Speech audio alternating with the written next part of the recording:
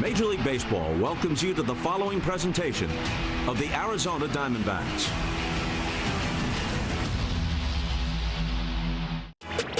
The Arizona Diamondbacks have always had a deep connection with the baseball-loving country of Mexico, from the fan base to the players. They have played exhibition games in Hermosillo and Monterrey, dating back to 1998. But this weekend, for the first time ever, the D-backs will play a regular season series out of the border. Mexico City, the largest city in North America, welcomes in the Padres and Diamondbacks for a National League West showdown. From Estadio de Béisbol, Alfredo Harpelú. Bienvenidos a la Serie de la Ciudad de México. Elevado profundo, la bola va para atrás, para atrás. Padres, Diamondbacks, a continuación en D-Backs TV.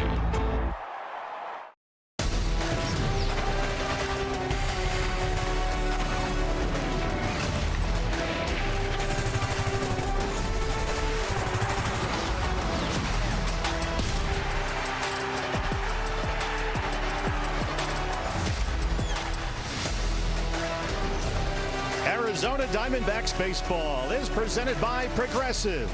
Major League Baseball's World Tour has arrived for its latest leg, the Mexico City Series. We conclude today with the Diamondbacks and the Padres on D-Backs TV. And good afternoon from El Estadio Alfredo Harpelú. Steve Berthiaume and Tom Candiotti along the way. Diamondbacks and Padres wrapping up the Mexico City version of this tour. And Candy, we start with some encouraging Diamondback injury news, beginning with Zach Gallen. Yeah, it sure was encouraging. Zach Gallen, I think, really avoid anything serious. Looks like he might have a seam tattoo on the back of his right arm. A hard hit ball, just kind of scraped it. He kind of cushioned the blow as he turned, and I think that probably saved him from possibly missing a couple starts. Right shoulder contusion. Torlavello encouraged. Zach will make his next start.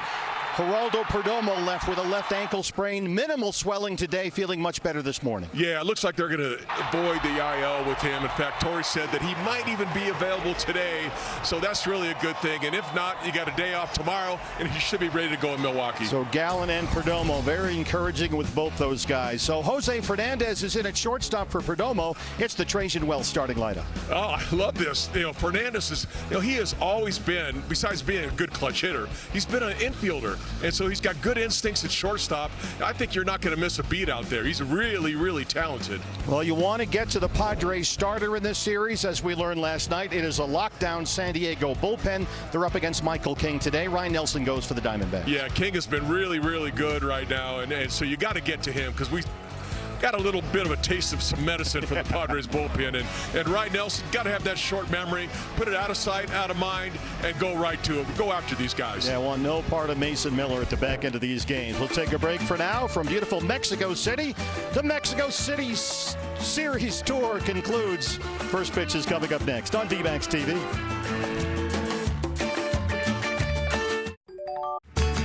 Diamondbacks baseball is brought to you by Progressive Insurance. A grand slam for your budget. Visit progressive.com. By Chaz Roberts, serving you since 42. By Talking Stick Resort, Playcation is back. Stay and play with rates as low as $129. By Trajan Wealth. Call Trajan Wealth today and get your game plan. And by Sanderson Ford. For the best play on a new vehicle, choose Sanderson Ford. Major League Baseball's World Tour finds the Diamondbacks and Padres floating through Mexico City. We are here at El Estadio Alfredo Harpelú, home of the Diablos Rojos del Mexico. These two clubs originally scheduled to play here in 2020, only to have that series canceled by the pandemic. But as we see in our Multi-Pro Roof Solutions weather report, Tom Candiotti, we have hot conditions here today. Yeah, it's hot here for sure. And of course, we're up there 7,350 feet. Ball's going to carry, and I think the hitters are liking that. I'm not so sure about the pitchers. All right, hander Ryan Nelson is out there. It's our Y-Refi starting pitcher stats. This stadium is nicknamed the Fire Diamond, and it's a good bet Nelly will have plenty of fire in his belly after he got roughed up by the Blue Jays last weekend. Yeah, I think the biggest thing for Rhino is really just try to get that out of your mind. It's one of those things, even the soft hit balls were coming in for base hits. The hard hit ones, of course, were going to be base hits, but sometimes you just got to erase everything and go from there. Padres Padres have won 16 of their last 19 games. They are leading the National League West by a half game over the Dodgers. And here's their starting lineup today. Yeah, when you look up and down this lineup, I mean, they can do a lot of hurt. And right now, you know, we talked a little bit about Bogarts really getting it. Gavin Sheets hitting from the left-hand side. He's one guy to really watch in this game, as is Jackson Merrill. So they got a lot of guys up and down that can hurt you. Junior Valentine is our plate umpire. He was kind enough to visit our TV booth here yesterday to explain some ground rules to us at this fantastic ballpark. And he's calling balls and strikes. Ramon Laureano leads it off against Ryan Nelson. Padres, you may have noticed, wearing their brand new version of their City Connect jerseys. They're colorful. Everything is colorful here. Sure is. That's what we know. Laureano, the left fielder, 255 and 4 homers. He leads the Padres and runs Bennett in. You know, the Padres end up getting Laureano. They end up getting a left fielder, but also a leadoff hitter. It's not that easy of a thing to do, and he's really done a great job for the Padres. And it's funny, he produces runs from this spot. He's got 12 RBIs in his last 11 games. Nelly ahead 0-2. Nelly throws a lot of fastballs. Just missed with that one. We'd like to see him get maybe a few more curveballs and sliders early on. And if you missed our game yesterday, there is no ABS in this Mexico City series. The ballpark doesn't have the technology, so there's no challenging balls and strikes calls today.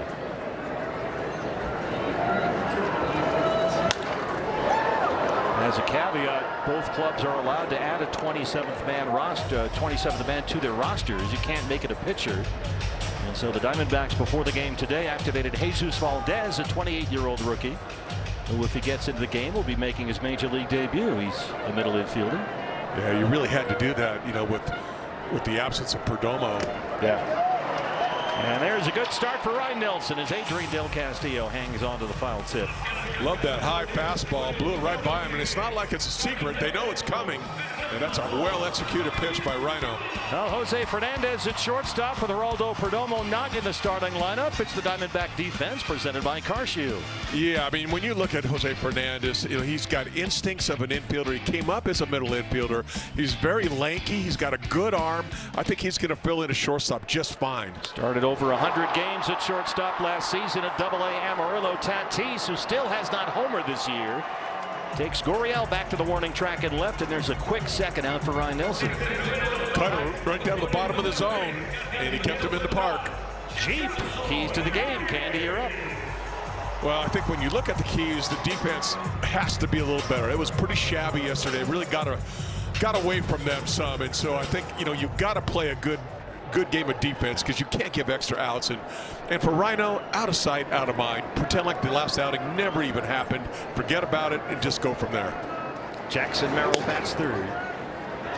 This is inside at 97. Merrill at 204. He's got 3 homers.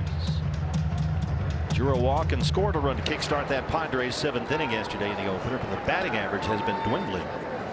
Barely above 200. I think it's fair to say, Candy, that top half of the 7th inning was their worst half inning of the season and their worst half inning in quite some time.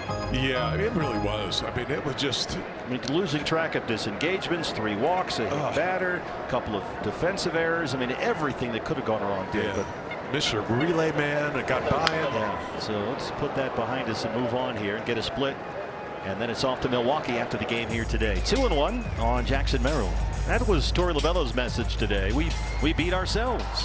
That's really what happened. They had a nice little lead, gave it all back. Just everything went wrong at the wrong time, really. Snowballed awfully quickly.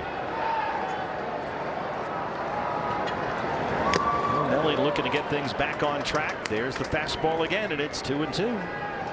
He's thrown one already at 99 miles an hour. That one came up at 97, so he's got pop today. Merrill has been striking out in bunches lately. 2 for his last 29 with 15 punchouts. He's hit a real dry spell. Right back to that heater at 98. Nelly's had a lot of success against the Padres in his young career. He's really had some good numbers against them. So you know he feels comfortable going out and pitching against this club. A lot of Padre fans here. Diamondbacks well represented as well.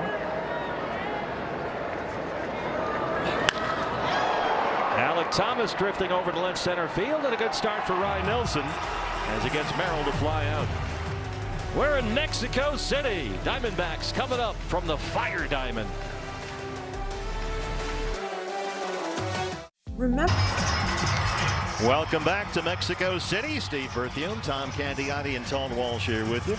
A 12-pitch 1-2-3 first for Ryan Nelson, and he's up against the Padres right-hander today. It's Michael King, who has pitched exceptionally well so far. 3-1 in 5 starts and a 2.28 earned run average. He gets a lot of run. He's kind of an east-west pitcher. He's going to go with 2 seamers, going to go away from the lefties, and he's going to go like this little sweeper that's going to go away from the righties. Still has good stuff, and he's been tough to hit this year. Waldemar Vargas takes a strike at the knees. Vargas 351, leading the Diamondbacks in hits and homers this year, and in a slightly jumbled lineup with no Perdomo, who better to hit leadoff than Waldemar Vargas. Yeah, get him on base. Let's get going. Start this engine. He's done nothing but hit this season. Michael King will mix things up. That's a wicked changeup right there, and it's 0-2. Yeah, and you got to be a little patient with King also. I mean, over the course of this year, I know it's young, but 4.55 walks per 9. You know, so he's walked a fair share of guys. Yeah, that's where he gets himself into trouble. That's been the one bump of the road for King. The bases on balls. They can bunch up on it from time to time. Be nice to, you know, bunch a couple hits with some base on balls. You'll create a lot of those scoring opportunities. Did he go? Yes, he did, says Roberto Ortiz. It's the sweeper we're talking about. It really has a big break. He's got a big upper body turn, so he hides the ball very well, particularly left-handed hitters, and that thing just took off. Watch the break on this. Wow. Just down and in the dirt. You just can't hold up. Ketel Marte is in the DH spot today. He walked and singled yesterday after a couple of 2-hit games of that series against the White Sox last week. So Ketel has swung a hot bat as of late. 240 on the year. He's got 4 homers. No, just noticing already there's shadows that are creeping very close to home plate. It is much warmer than it was yesterday. We are starting an hour earlier. There were a lot of concerns about the lighting in this ballpark as last night's game got into the 7th, 8th, 9th innings. It was dark out there and hard to see. So it was hard for us to see too. Yeah, it's the lighting situation could be improved, but it's a lovely facility, a beautiful ballpark. But for the outfielders, they had a tough time last night late in the ball game. And there's the strike. 1-2 on that sweeper. And not only that, but when you got a guy like Mason Miller that's coming in throwing 103 and Marion throwing 101. Impossible. It's really hard to see when the ball's dark enough.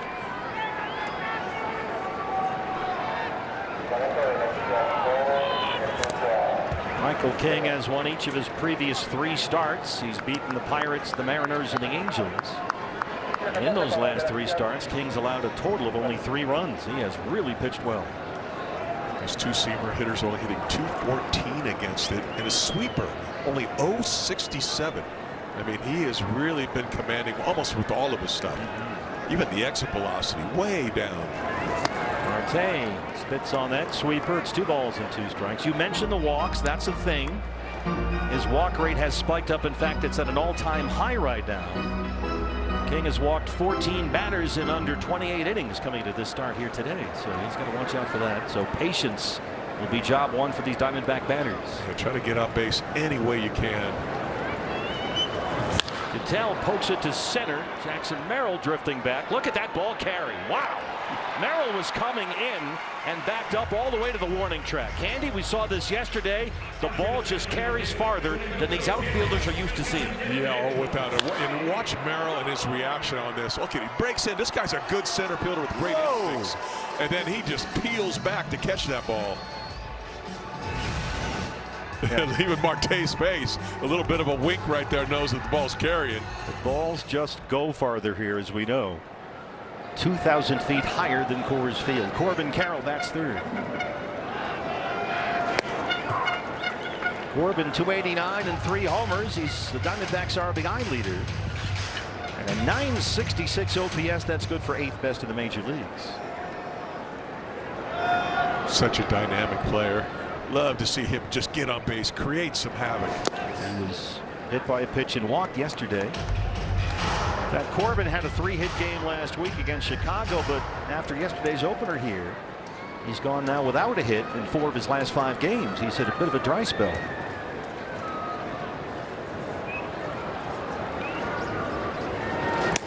I think when hitters also, when they come to this place, at least when we're around the hitters, they're all licking their chops. I mean, this is like going into Coors Field for a 4-game series. And we expected a dozen home runs in the game yesterday. Didn't quite reach that number, thankfully. That's foul away. It's 2-2 on the 4-seam fastball. Mid-90s from King. But judging by the ball that Marte hit, the way that thing carried, wow, just get some balls up in the air with a little backspin. Watch them go. The stadium opened in 2019, seats just over 20,000 fans. It's another full house here today. Mexico City's elevation 7,350 feet above sea level. Ball strike 3, 2 strikeouts for King and a 1-2-3 first. He's matched up with Ryan Nelson, and we are scoreless after 1.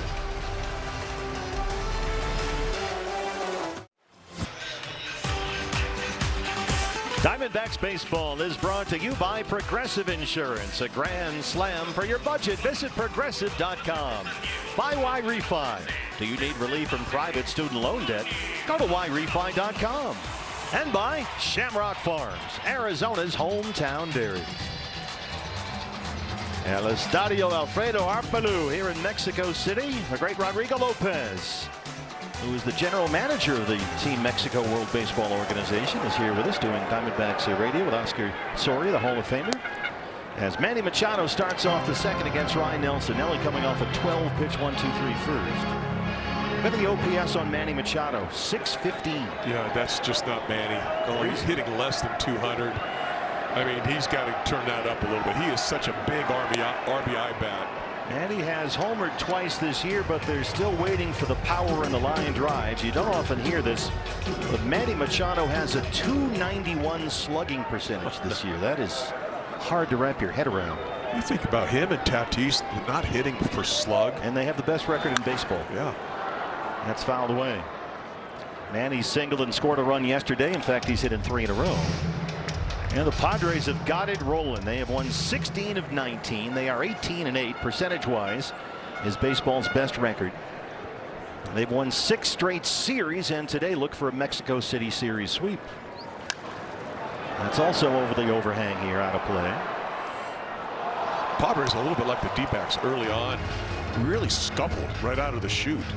And boy, did they turn it on. I think they won 16 out of their last 19 games. Yep. 16 of 19. Craig Stammen, the first-year manager, a half-game lead over the Dodgers atop the National League West. Manny fighting these off. San Diego did seem to have an advantage here in the stands yesterday. There are a number of Padre fans here, so much so that Craig Stammen said it felt like Petco South for his club. So the D-backs in that regard fighting a bit of an uphill battle. Still 1-2. 3 consecutive foul balls by Machado, and finally Nelly wears him down at 98. Oh, what a nice fastball again. He's showing this one was well elevated. And that's what you do. You get him in swing mode, and then you go upstairs and can't catch up with that. Nobody's going to hit that one. He's punched out 2 of the first 4. Got to be careful, though, with Xander Bogaerts, who leads the Padres and hits an OPS. He's kind of turning the page a little bit, going back to his glory days with Boston, the way he's swinging the bat right now. Bogaerts had a 5-game hit streak snapped yesterday, punched out 3 times. He had a rough start to the season, opened up 4 for 32 in their first 8. But he has kicked it into high gear. Yeah, those big numbers. Also has good numbers against Nelly, 5 for 14 with 3 career home runs against him. Yeah, this is a danger man here for Ryan Nelson. Here's a look. StatCast 3D presented by Google Cloud. Yeah, speak of the devil, right? You got Bogaerts and the 4-seam fastball. You had 2 hits on those. The slider, the sweeper down there, but he likes jumping on that high fastball. Yeah, that's a good example. Nelly with some fastballs below the belt in that mix. You can't make those mistakes. He certainly found that out last Sunday against the Blue Jays. It's a pretty good breaking ball that Nelly threw there. Just got to keep him honest. 2 balls and a strike on Xander Bogaerts. Bogart's hot right now. He's hit .361 in his last 17 games.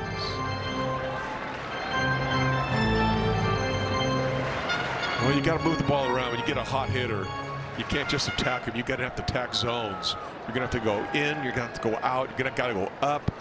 You got to read his swing to see where he's weak. They got him to chase that one, but he poked it into very short right for the first Padre hit. Oh, Nelly made a really good pitch. This was a little cutter slider on the outside part of the play. I mean, Bogarts, all he did was touch it with his bat. And he got lucky enough and blopped it into right field. Just off the outer edge, and Bogarts dropped the bat head way down there to protect and winds up with a one-out single ahead of Gavin Sheets. You get hits like that when you're going well. Yeah, I bet. Gavin Sheets at first base for the Padres today. 228, 3 homers. He singled home 2 runs with a base hit in that Padres 7th inning yesterday.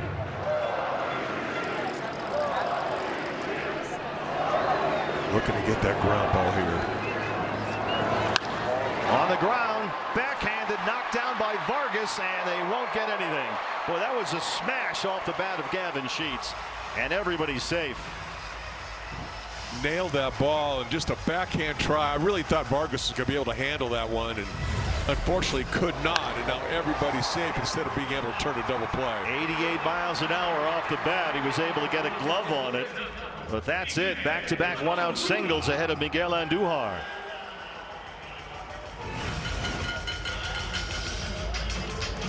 You got to be careful with Andujar because he can really swing the bat. He is not an easy out. Miguel Andujar, 17 games in his first season with San Diego. He's hitting .316. His first appearance in the series. Very useful player. For Stammen, he can play all over the place. He's been getting steady looks in the DH spot for a guy that does have that defensive versatility. It's odd that he's been mostly a DH this year, but has really hit the ball well. So works his way into their lineup more often than not.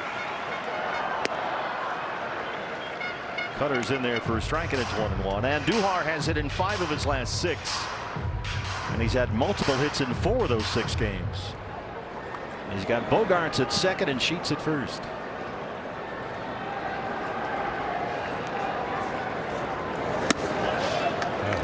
Got way away from him that time. There is a nice breeze that's picked up. It's very comfortable in the stands here, particularly under this giant overhang. But there is a light breeze coming in straight away from center field. Nelly normally not a ground ball pitcher. Nope. Jammed him that time. Backpedaling is Vargas, still backpedaling, and that's the infield fly. But even the pop-ups are carrying out there. No kidding. Out number 2. Thought it'd be the easy little infield fly, but he had to get back and turn his body to get the infield fly rule, which he did. But that ball really carried. Can really see the ball carry from up here. 2 on and 2 out. The catcher is Luis Camposano today, who's starting to figure things out. He's had a very good start offensively. Over .330 with 2 homers in 13 games this year.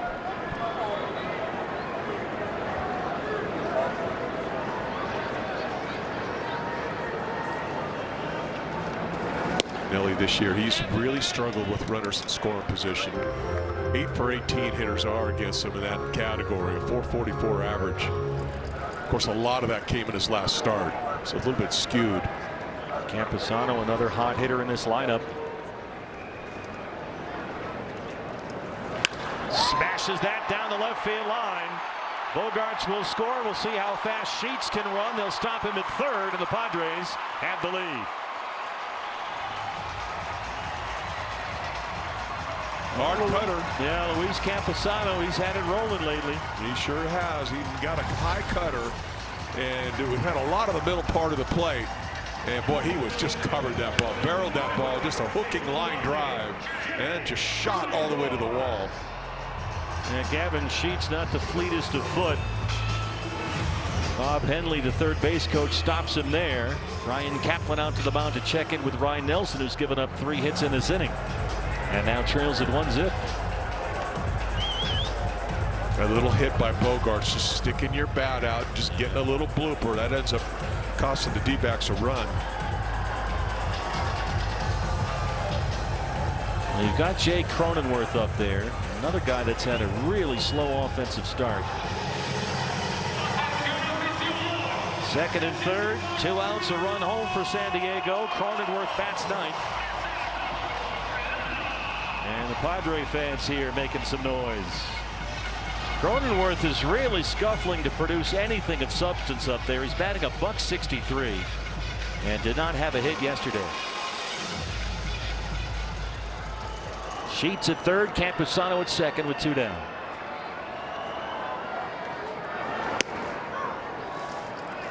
Boy, Nelly's stuff really looks crisp too. At 96, 97 mile an hour fastballs. That fastball is humming.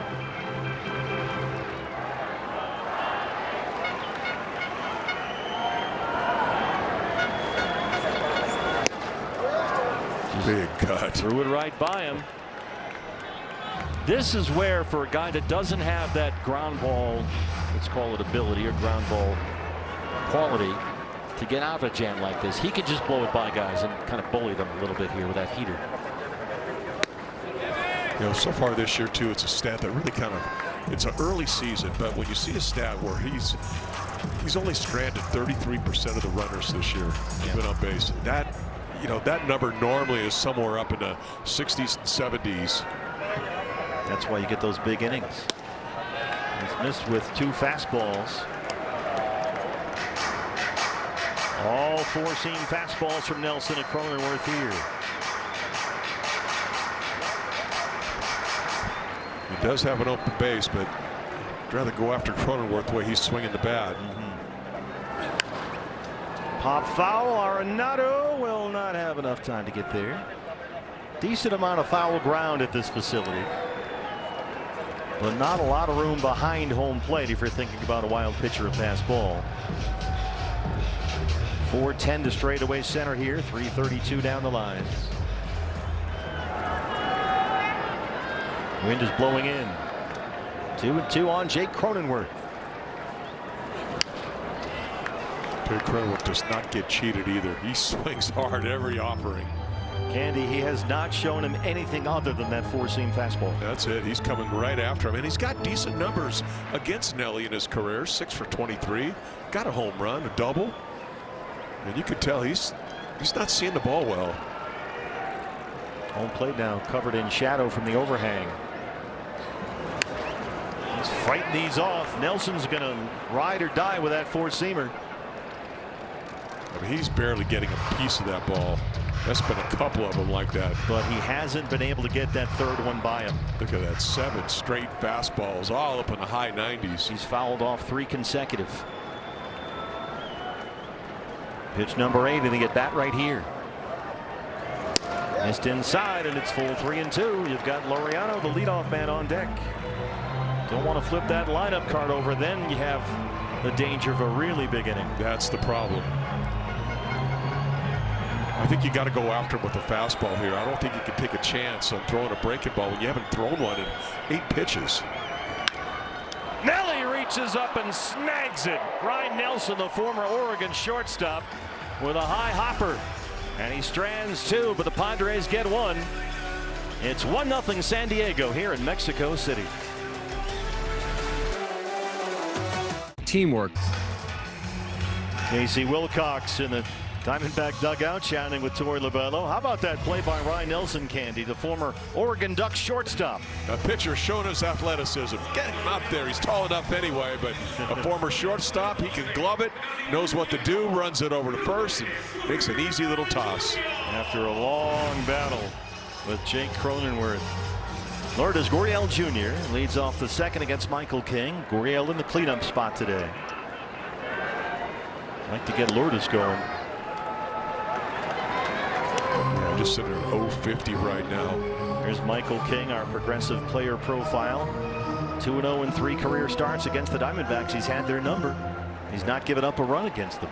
Yeah, he's thrown well against them. You got to make this guy a little uncomfortable. You got to get some guys on base, and hopefully you can, that starts with a few walks. We talked about that. That's been his bugaboo this year. The sweepers off the zone. Gurriel spits on that one. It's a 1 for 20 start for Lourdes. 5 games since coming off last September's ACL reconstruction on that right knee.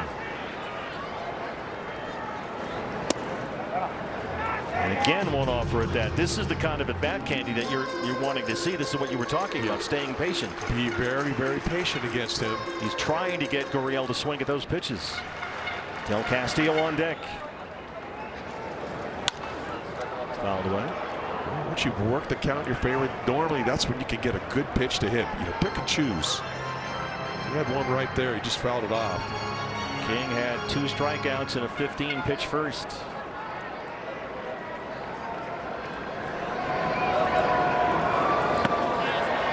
And he's punched out 3. The changeup gets swing and miss. Hey fans, if the D-backs hit a home run, and in this ballpark there's a pretty good chance they will, you score a free Jumbo Jack, a Jack in the Box with the purchase of a large drink. I guess there's going to be 1 or 2 today. Might need more than that. Adrian Del Castillo back behind the plate today. Kind of like this matchup. Why is that? I just like the way Del Castillo is just kind of sitting up there, and the way that the balls are coming out of King's hand. That 2-seamer is going to go right away from him. If he can lay off the sweeper going down and in and just focus on the fastball going away from him, that goes right to the barrel of his bat. Del 0 for 4 in the cleanup spot yesterday. But Adrian's had a very active bat. He's got 10 RBIs in 12 games this year. Little looky-see that time, being patient again. That's one of those pitches. You get that pitch 2-0, that ball probably isn't coming back. Started him sweeper changeup, then runs that sinker in there for ball 2. So he's thrown 3 different pitchers here against Del Castillo, trying to mix things up.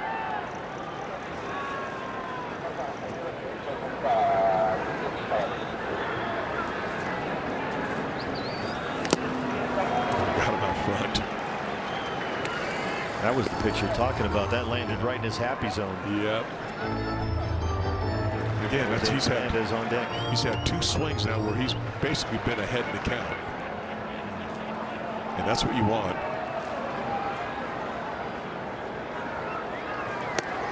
And then save the fastball for the put-away pitch. And King has struck out 4 the first 5 he's faced. Went up a little higher on the velo, 96. But he just popped it up high above the strike zone. Amazing the difference between having a hitter's count and a pitcher's count. You can get that ball up in the zone. You can get him to chase instead of having to come into the zone. Jose Fernandez is the shortstop today. 319, 11 runs batted in. Torey Lovullo told us this morning that Geraldo Perdomo's left ankle has minimal swelling. The discomfort for Jerry much improved after leaving last night's game. And they feel very strongly that they'll be able to avoid an IL stint with Perdomo, and in fact he could be available off the bench later today if need be.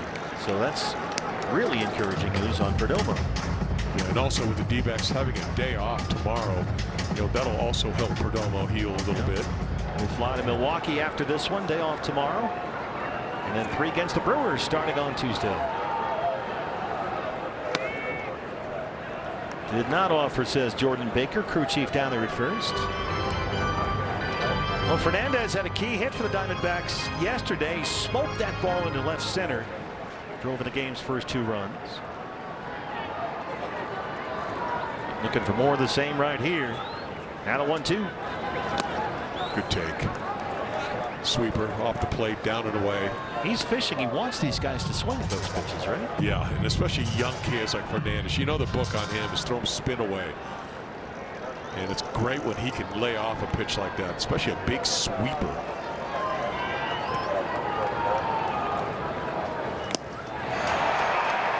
Well, he got him with a changeup, and what a start it's been for Michael King. He has struck out 5 of the first 6 Diamondbacks he's faced and holds a 1-0 lead.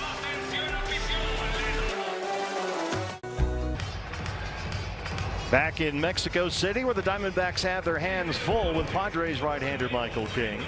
They trail it 1-0. It's our raffle fiesta, which concludes today after the game. Buy your tickets online. We've had a rolling jackpot now all the way through this game here today. You can buy your tickets online from anywhere in the state of Arizona at dbacks.com/5050. It's 3 games worth of jackpots in 1.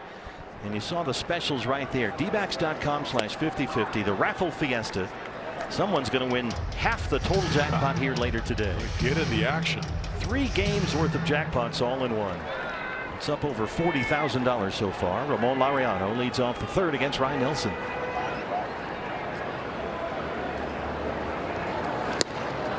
Nelly is, I mean, we talk incessantly, Candy, it seems, and Torrey says the same thing, and we just repeated he can't be so fastball reliant. Yet on the other hand, I mean, he's blown it by guys. So I mean, how do you find the happy medium there when he's got such a dominant pitch? I think what you do really is you read the swing. You read the swings of the hitters. If they look like they're on that, then start going to a little more spin. But if they're not on it, keep pounding your number one. Good call. 0-2. Well, he keeps pounding with it right there. And Nelson, after a rough second, picks up his 3rd strikeout. Beautiful fastball once again. 99 miles an hour, top of the zone. See you later. Second time he got him. And see, that's the pitch that he missed with middle against the Blue Jays last week, right? Yeah, absolutely.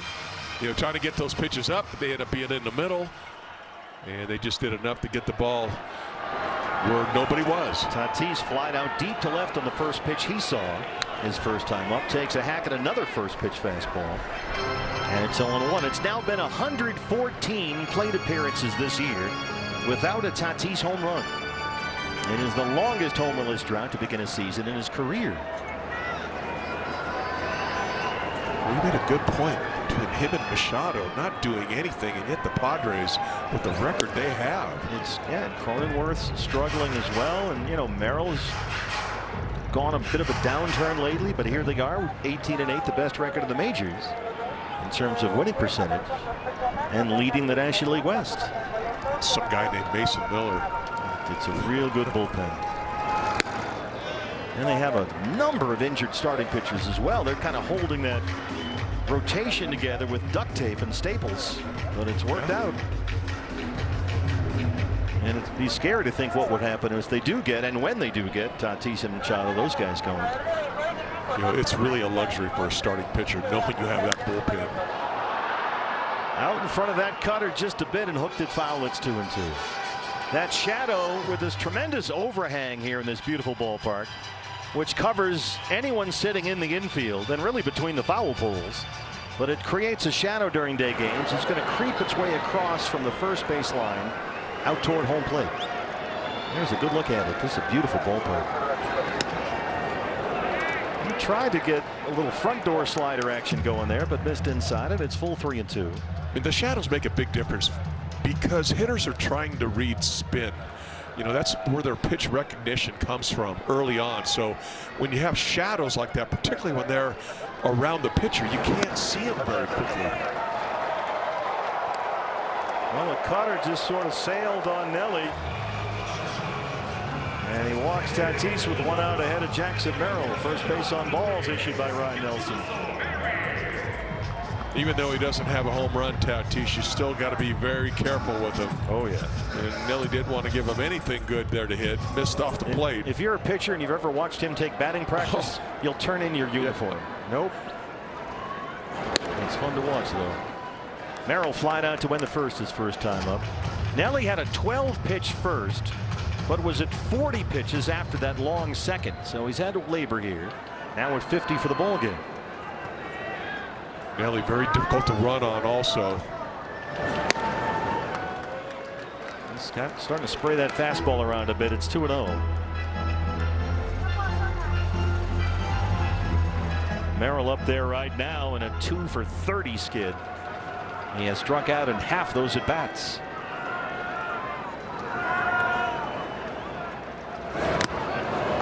Swing and a miss. He had a 2-0 fastball. Keep in mind, Tatis has been running this year. He's 6-for-7 in his stolen base attempts. And you've got Manny Machado on deck behind Merrill. Yeah, when you're not hitting the ball out of the ballpark, you know he's going to try to go to his running game. But Nelly does a great job holding guys on. It's foul back here. 2-2.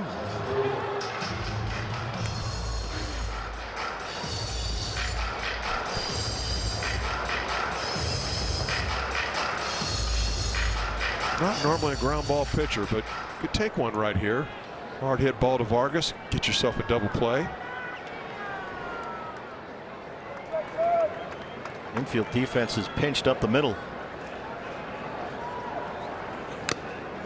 Just got a piece of it. All 8 runs against Ryan Nelson last week versus the Blue Jays were earned. The first 7 Toronto batters he faced had base hits against him. But he was adamant after the game he's not going to let one start define him. He's not going to go down some rabbit hole of a million different things to think about after a start like that. And he's come out aggressively here so far today. Adrian Del Castillo with an equipment check. I think that's good. I mean, a guy that is, I mean, it's not unfair to call him at this point a one-dimensional pitcher, but he's not backing off from that fastball. This one caught Dell. They knew it right away, just looked right down at the glove. That's how the White Sox lost their catcher Kyle Teal. He had a foul ball tip off his glove hand, wound up with a fractured hand. That's why we didn't see Teal catching for Chicago last week. And Max Esposito over there having a look at Dell's hand. You ever take a look at these old retired catchers and what their hands look look with like? one. Are you kidding me? I work with one. The knees don't work. The hands don't work. It's hilarious. Oh. You got to shake hands with them, and it's like, where's the rest of it? Yeah, that's the old straighten those fingers out. That's the old Joe Senior joke. Or two, Yeah. Two former catchers shake hands. You got to pry them apart with a crowbar. Torey Lovullo asking Max about the severity of what he's seeing with Del Castillo's hand. And we've got another situation where there's a possibility of an injured Diamondback. They do carry 3 catchers on the roster, and Del Castillo is going to have to come out of the game. And it just keeps getting worse for the Diamondbacks here at Mexico City.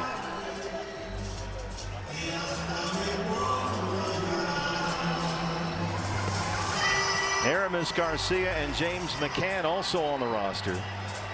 And so one of them is going to have to get suited up.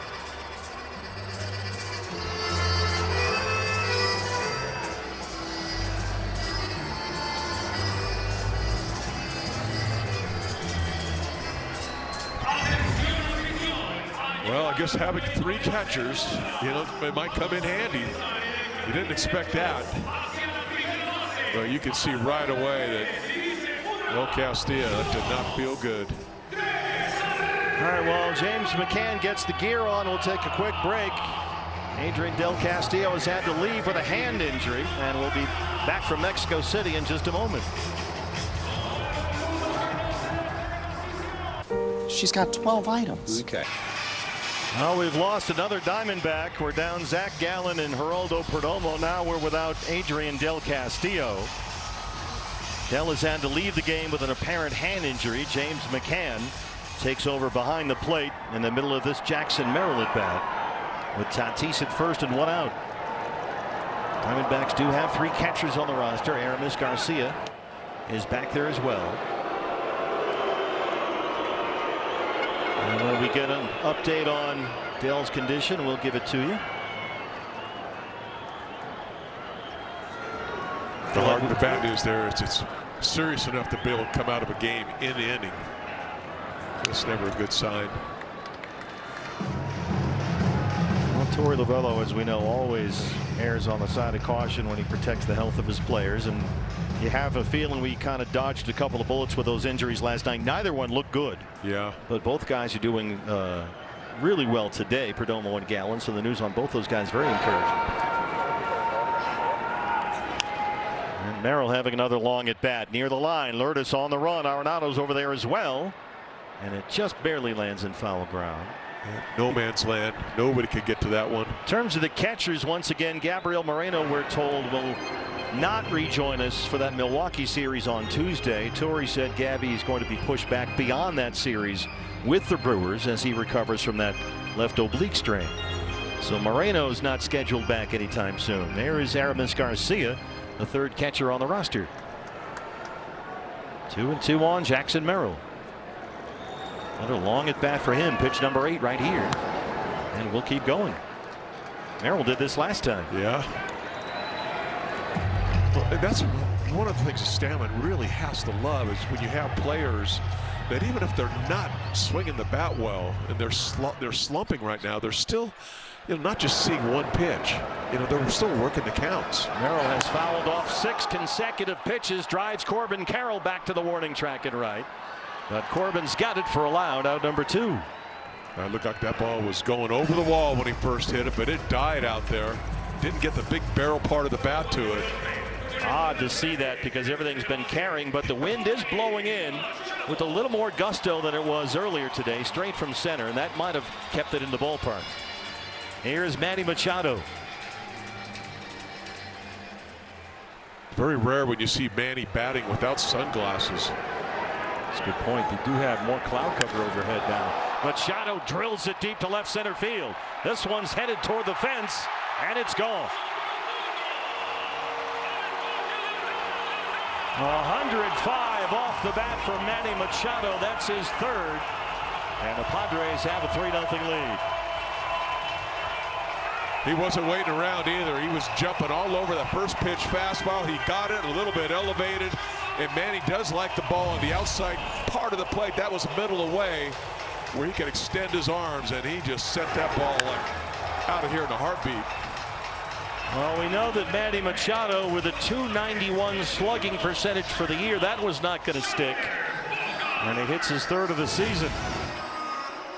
436 feet off Ryan Nelson. It's 3-zip Padres. Here's Bogarts, who singled in the 2nd. That blue pitted short right.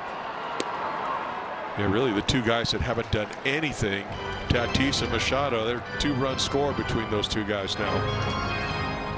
Ryan Nelson throwing a lot of pitches. He's at 60 through 2 2/3.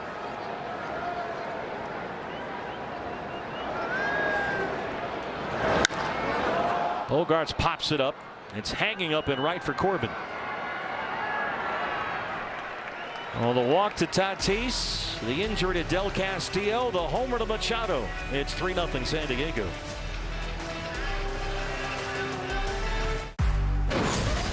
It was definitely a special moment for me and my family, and hopefully, my Nana and Nana Julia are watching at home, and they saw that moment and shared that moment together. It was quite a moment last night here in game 1 of the series. Alek Thomas with a home run, and that is the ball actually that was retrieved in the bullpen by his teammate Juan Murillo, who brought it back to Alek, and Alex Valley very, very happy to have that. And Steve, he detailed yesterday his connection, obviously playing for Mexico in the World Baseball Classic and honoring his mother's heritage. And this is a young man who's had several electrifying moments in a very short career. The NLCS with the Phillies, a home run at Wrigley in his first trip back. This one here that we saw last night, he's got a taste for it, doesn't he? He sure does, and he is in his glory. That was quite a moment. To homer in his first at bat of this series after all the interviews he's done with so many Latin media members had to be a thrill for him. And it was great that his folks were here, mom and dad, Marcella and Alan. Alex's mom, Marcella, is from Sonora in western Mexico. And he has very proudly represented Team Mexico in the last 2 World Baseball Classics, playing for Rodrigo Lopez. Yeah, doing well. Well, it's 3-1 on Nolan Arenado as they try to get something going against King, who has struck out 5 of the first 6 batters he's faced in the ball game. Yeah, this is the kind of a bat you want. He works the count to his favor now, 3-1, looking for 1 pitch if he gets it. Otherwise, take the walk. Didn't like that one. Sweepers in there for a strike. Nolan singled twice yesterday, his 6th multi-hit game in his last 10. He's really had a hot bat lately. He's hitting .395 in his last 10 games. Full count, 3-2.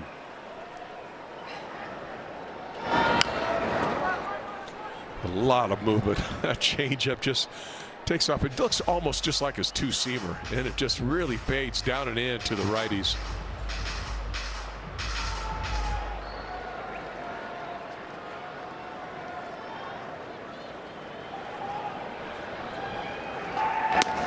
And there you go, leadoff walk for Arenado to try to get something started in the bottom of the 3rd. Their first base runner against King. And another chance for Alek Thomas. Yeah, what a great at bat. I mean, worked that count, saw some pitches, laid off of him, and then spun out of the way of that fastball and draws the walk. And that's something that King has been susceptible to. And we've talked about how the walks can bunch up on him, and hopefully that gets to the opportunity for a big inning for the Diamondbacks as Thomas steps in there and looks at a ball. Not only that, you get him pitching from the stretch. Alec launched a 2-run homer on his first at bat yesterday in front of mom and dad. He has been an enormously popular player on this trip, given his mom's Mexican heritage. And that's really starting to make some noise, Candy. Alec has hit in 6 consecutive games. He has an extra base hit in all 6 of those games, 4 doubles and 2 home runs.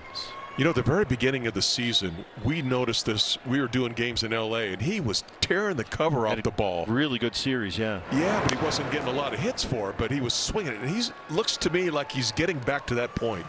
It's all about that lower half. We've talked about it since the first day of spring training, keeping the lower half of his body under control. Alec sometimes would charge toward the pitch. You just got to keep that front foot down quick, get a good long look at the ball, and then let it go. Well, you talk to so many hitting coaches and people that have been around the game for a long time, and as far as hitting is concerned, you always ask them, what's the #1 thing a hitter has to do? And it's always get a good pitch to hit. That's Ted Williams, right? Yep. Get a good pitch. It's something you can handle.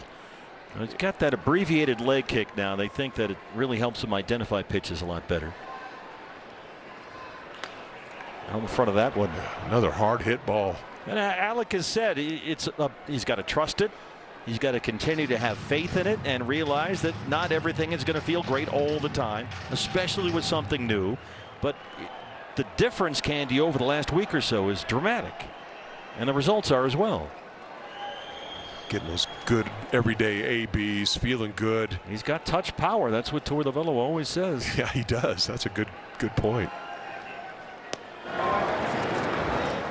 Doesn't chase that changeup. Boy, he really ran that thing in there. 2-2. That's a bad miss there for King. Yep. And that's the key with Alec, because he's not a real disciplined hitter. So he does chase. His chase rate gets up there a little bit. Yeah. And if he gets a good pitch to hit, something he can handle, that's where he does his damage. 2-2 is fouled back here. Well, I got a window in front of me. I'm safe. Yeah, I'm in a danger zone here. A lot of changeups. Boy, he really likes the changeup for this left-hand batter. Yeah, a lot of off speed. Pitch number 8 coming up. Remember, he's used that fastball as a put-away pitch in 2 strike counts. We saw that before. He's sticking with that changeup, hell or high water, and it's full 3-2, back-to-back full counts. Open up this third. You could certainly see that what they're trying to do to Alec is they're trying to off-speed him to death. Not so much spin, but something off-speed and slow, because they know he gets happy feet at the time, and they can get him out front. Tied him up with that sweeper. Had a lot of movement on it. 6 strikeouts for King. He's punched out 6 of the first 8. Big breaker too. Watch this ball really take off inside. We're talking about getting a good pitch to hit. It's awful hard to hit a ball like that way off the plate inside. Well, let's have Tim Tawa take a crack at it.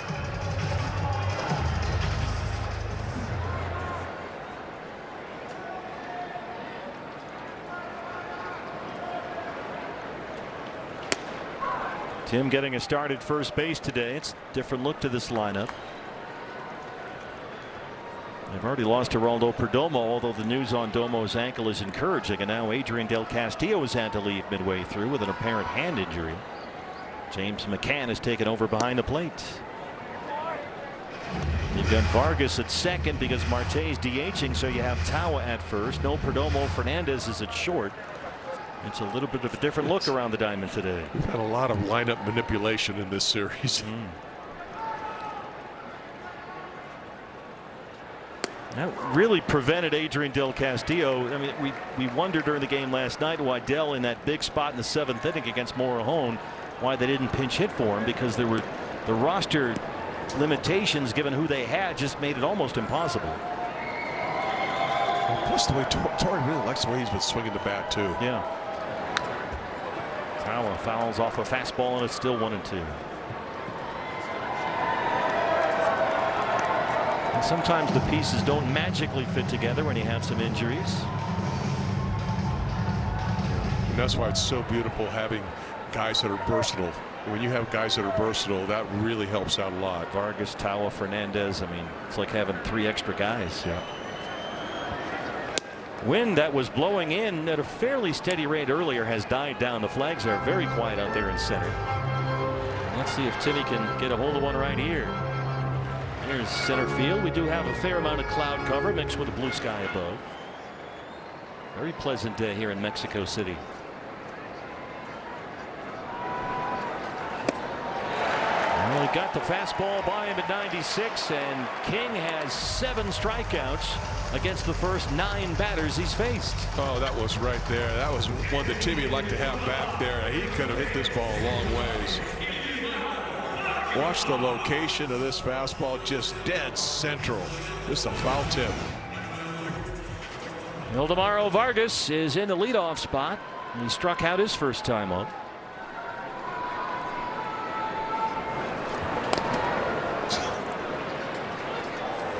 Vargas has it safely in each of his first 19 games to begin this season, extending his own Diamondbacks franchise record. He has hit in 22 consecutive games dating back to last year, which is still the Major League's longest active hitting streak and the 4th longest hit streak in Diamondback history. Like to keep that going here today.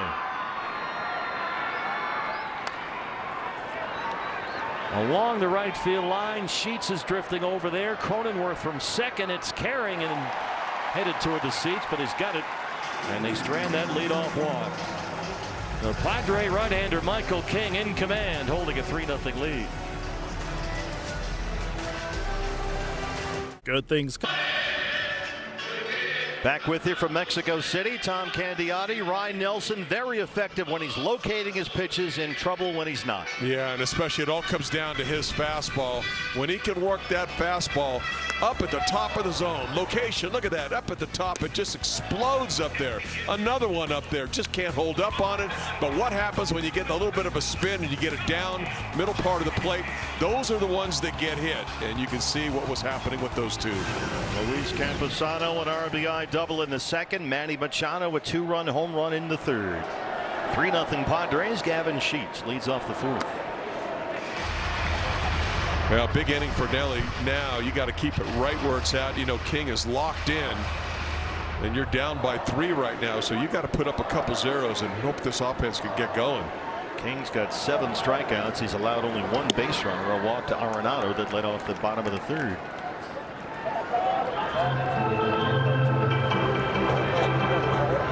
We really need to be effective as you get towards the bottom of the order here. To get a quick inning too. He's over 60 pitches already.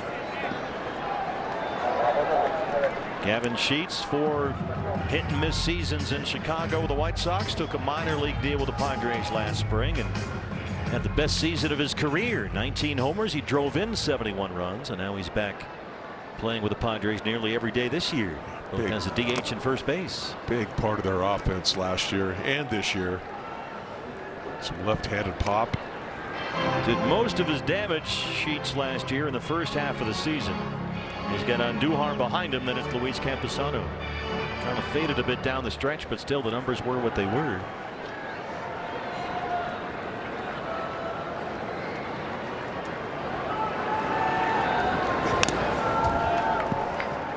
Big for Nelly, get this first out. Always sets up an inning. One thing about Nelly, Candy, sometimes it reminds me of Robbie Ray when he was with the Diamondbacks. 2-strike foul balls. Yeah. A lot of 2-strike foul balls. And the pitch count skyrocket.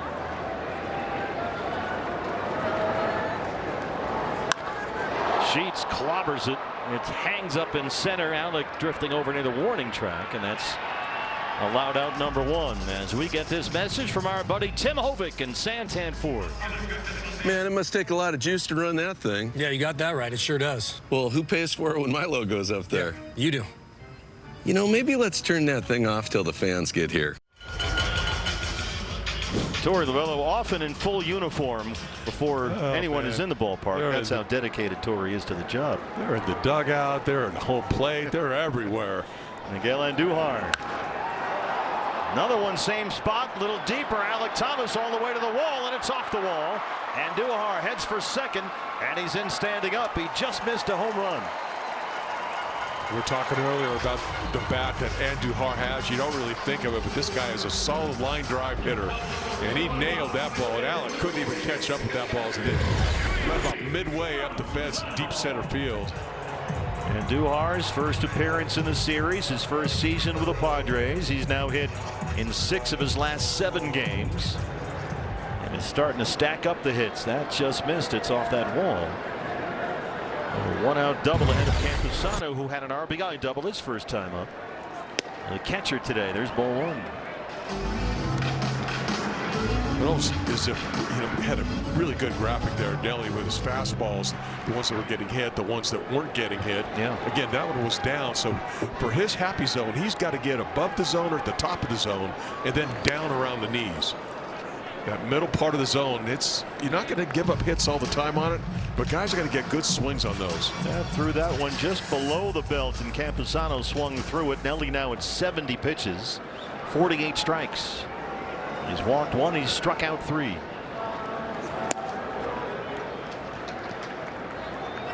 There's a while where you wondered if Campusano was going to make it. He's been and had been one of their top prospects for years, a catcher that at times didn't seem to be able to catch or hit, but boy, he had a big season in the minors last year and is off to a great start this year. Second round pick out of high school in Georgia by the Padres. Second inning, hit a hard double to left field.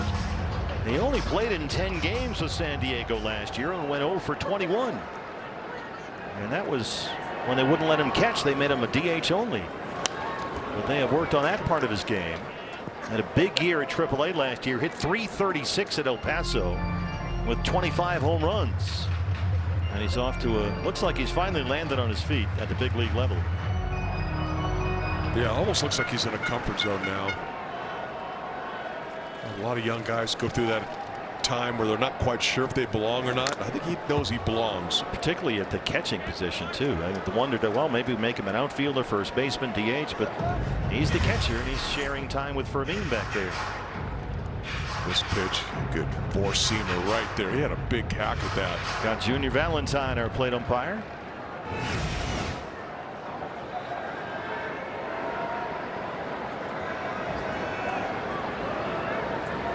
Campusano will take time. Full count again, 3-2.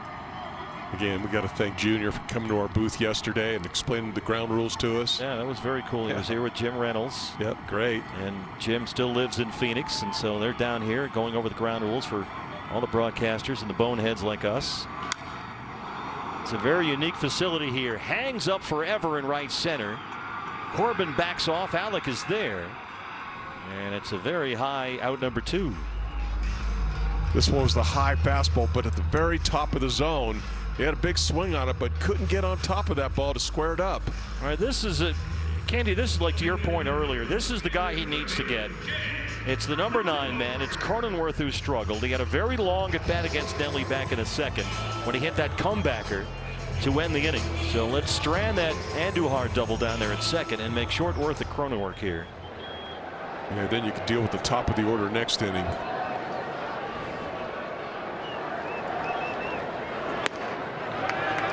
This is up with a fastball. Cronenworth still looking for his first hit in the series. He walked and was hit by a pitch yesterday. Just 3 extra base hits all year for Jake Cronenworth.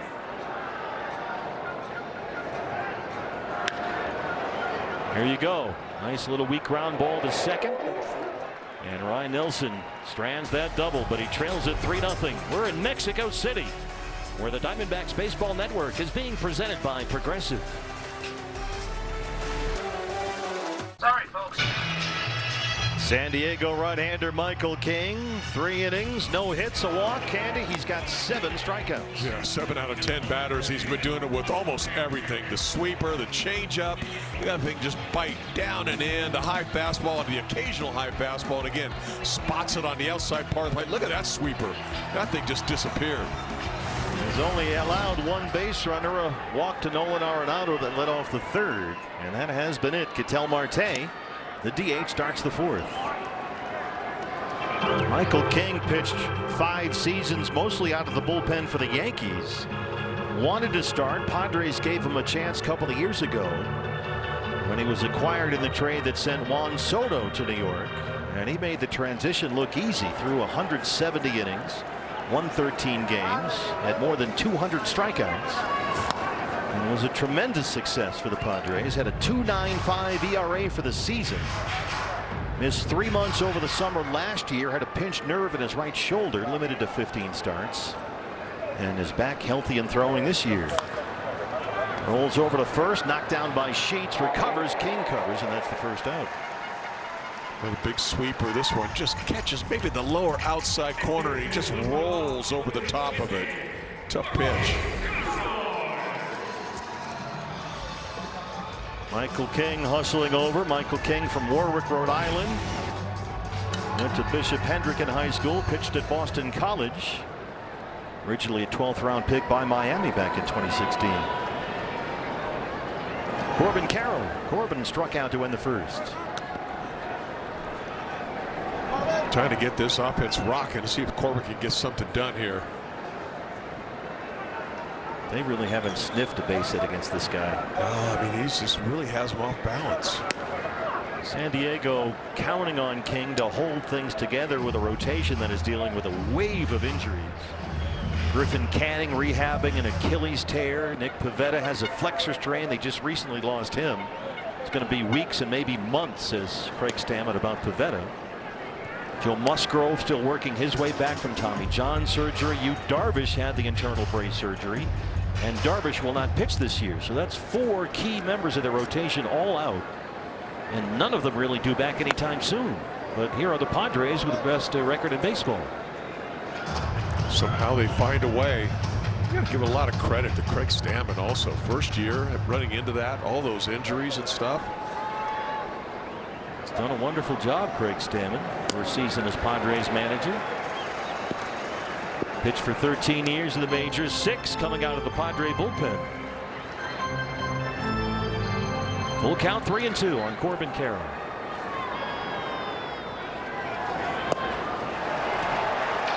That's the sinker running away. 8 strikeouts for King. They just can't quite figure him out.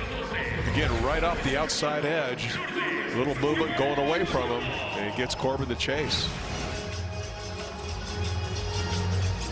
Well, they ran into this, Candy. You wonder how they lose 2 out of 3 to the White Sox.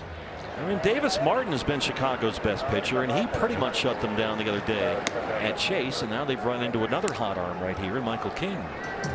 So it's not all on the Diamondbacks. No. Sometimes you just start matching up against the other club's best pitchers, and it makes it tough. They've run into that just a bit. Gurriel struck out in the second. Lourdes chops at this one and hangs up in short left center and drops in for a hit, his second hit this year, and the first Diamondback hit today against Michael King. Well, he'll take just a high hanger up there. It just kind of floated, and Merrill couldn't get to that ball, and it drops in. The hang time of this ball, I'd like to put a stopwatch on this one. He just got it right in the right place. Right now the D-backs will take any hit they can get. Well, they had a leadoff walk in the third, left Arenado stranded at first base. Now it's a 2-out single for Gurriel in the fourth, and here in his first at bat today is James McCann.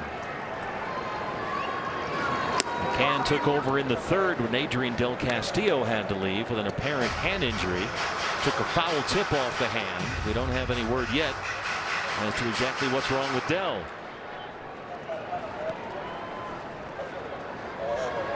It's 3 players in less than 2 games. 3 key players have had to leave with injuries. McCann up the middle, right by King, but Cronenworth is there. And they strand the Gurriel single. 4 scoreless for the Padre right-hander, who leads it 3-0. That sword.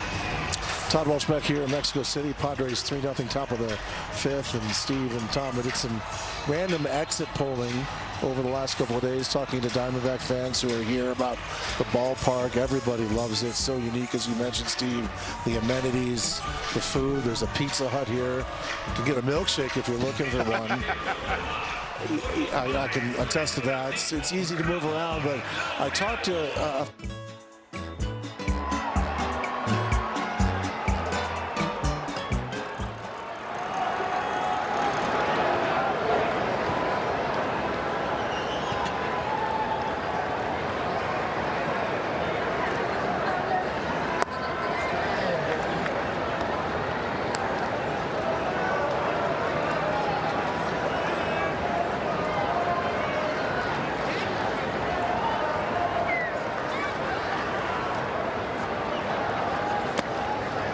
Bragg on Monday. How about that?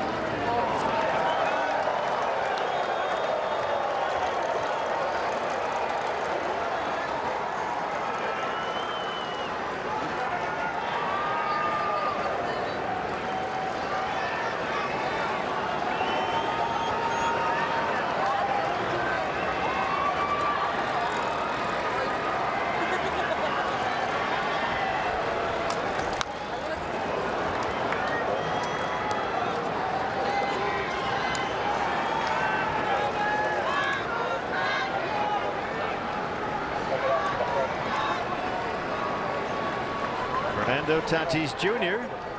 after the walk to Ramon Laureano to lead off the fifth against Ryan Nelson.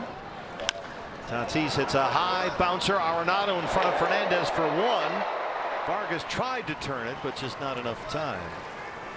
Wow, what a nice play by Nolan that time. Just a high chopper, and it's his play all the way if he can get to it. And he cuts Fernandez off, makes a nice play, get the short throw, gets it easy out of second base.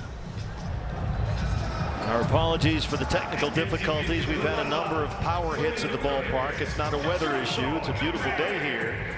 So if you're losing the picture or the sound, hang in with us. We're plugging everything back in and turning everything back on.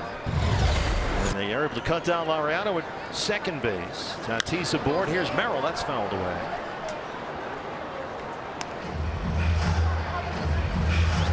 This is about as intense an environment, I imagine, Tom Candiati, as this ballpark can contain, and sometimes the power needs are a little bit more. Yeah.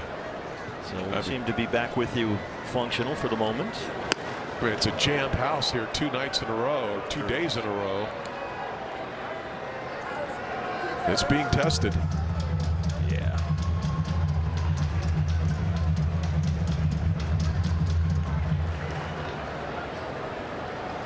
Nelly with his pitch count right now at 85, so it's up there. That's a base hit for Merrill. Corbin over to cut it off. Tatis flying into third. Tatis, a very good base runner at first base. And just as this ball is stroked out to right, he takes a quick look right before he hits second base. And he sees if that ball shoots the gap or if Corbin got it. He happened to see Corbin got it, so he shut it down and just ended up at third base. A fastball four-seamer right there, mid-thigh high. And Merrill hits it, Corbin gets it in. And Tatis heads over to third base. And now it's Manny Machado, who homered his last time up back in the third. A 2-run shot that made it 3-0 San Diego.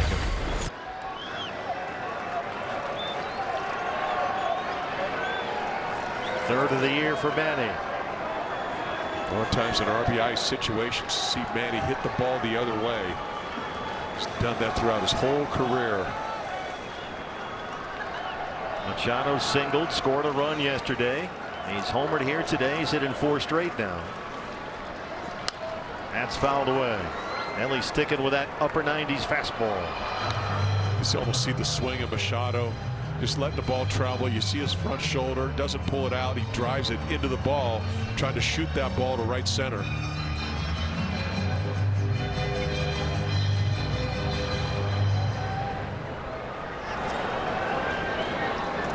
At At this point, Ryan Nelson is nearly throwing 100% fastballs to the last several hitters. Nothing but the four-seamer. And he hits it deep to right. Corbin backing up to the bullpen. He's at the track, he's at the wall, and it's gone. Manny Machado has homered twice, and the Padres break this game open.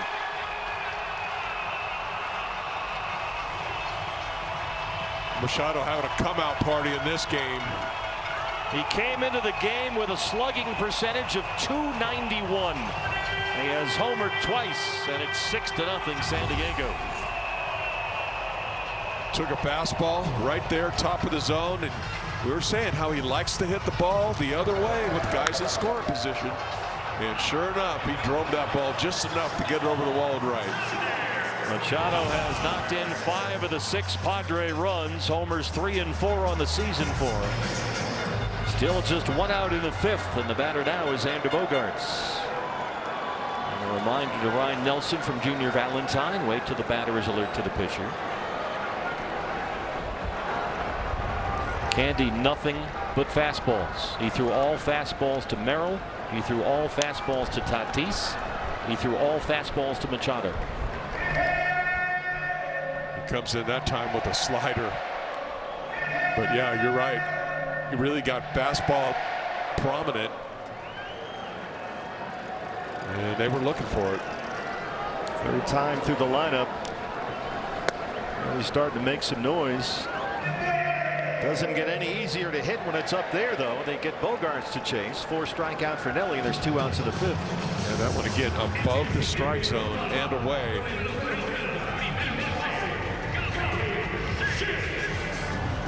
Good. 61 four-seam fastballs and only 28 other pitches. The repeated mantra from Torey Lovullo: he does not want Ryan Nelson to become fastball reliant, but we haven't found any alternate routes. Gavin Sheets is up there with a 1-0 count.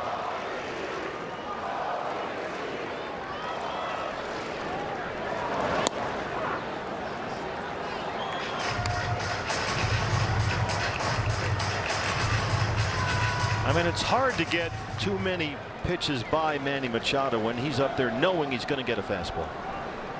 100%. And having a pretty good idea of where it's going to be at the belt or above. Center field for Alec. Wind is starting to swirl now, and he's able to hold that in. But Manny Machado, it's his 2nd home run today, and he makes it 6-0 San Diego. The telecast is presented by authority of the Arizona Diamondbacks and may not be reproduced or retransmitted in any form, and the accounts and descriptions of this game may not be disseminated without the express written consent of the Arizona Diamondbacks.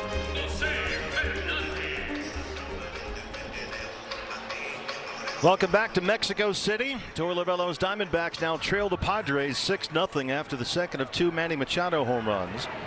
Machado has knocked in 5 of the 6 Padre runs. Jose Fernandez leads off the 5th against Michael King, who so far has 8 strikeouts and has allowed only 1 hit. He's pretty much just been dialed in from the very get-go. First time through the order, he struck out 7 out of 9 guys. And he has been in complete control. 1 bloop single by Gurriel, 1 walk to Arenado, who was left stranded, 8 strikeouts. And now with a 6-0 lead. Fernandez at shortstop today. No Geraldo Perdomo. The news on Jerry, though, very encouraging. And Fernandez hits one out of here. There it goes. Jose Fernandez answers back with his 3rd, and the Diamondbacks are on the board. Well, that was quick. He got a sweeper right in the middle part of the plate, maybe a little middle in, and that's where he can handle it. Jose Fernandez got the start at shortstop after Perdomo left last night's game with a left ankle injury. And he leads off the 5th. Oh, we got a hanger. You're right. Just right there for him. Put it on a silver platter. There it is. And that's what you do with a pitch like that. Well, let's see if that opens up some potential floodgates. Arenado drew that walk in the 3rd. That's a jumbo jack off the bat of Jose Fernandez. A free jumbo jack tomorrow at Jack in the Box with a purchase of a large drink.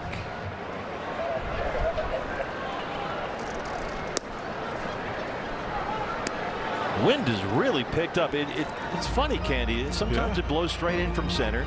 Other times the flags are dead still. Now it's really howling coming in from the left field corner. Yeah, creating a little breeze. Going straight across toward the right field foul pole. And it's the windiest we've seen it right now since we've been here the last couple of days. And Fernandez hit it right through the teeth of that wind. 2 balls and a strike on Nolan. Amazing the power Fernandez is showing. It looked like spring training. Yeah. 103 miles an hour off the bat. He hit it 409 feet.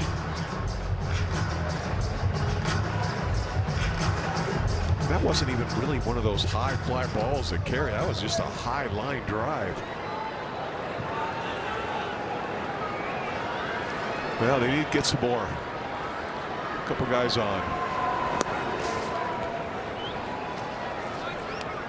Nolan again had a really good at bat back in the 3rd inning where he drew the walk.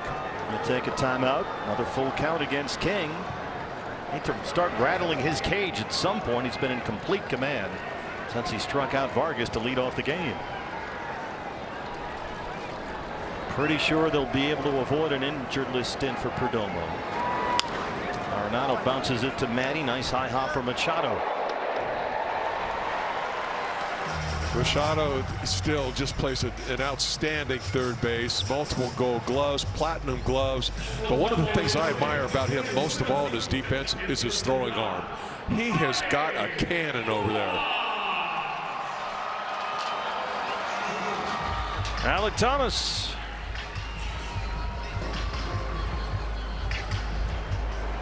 See Manny out there. He's got sunglasses on. Not hitting with them, but he's got him in there in the field. The wind is really swirling right now.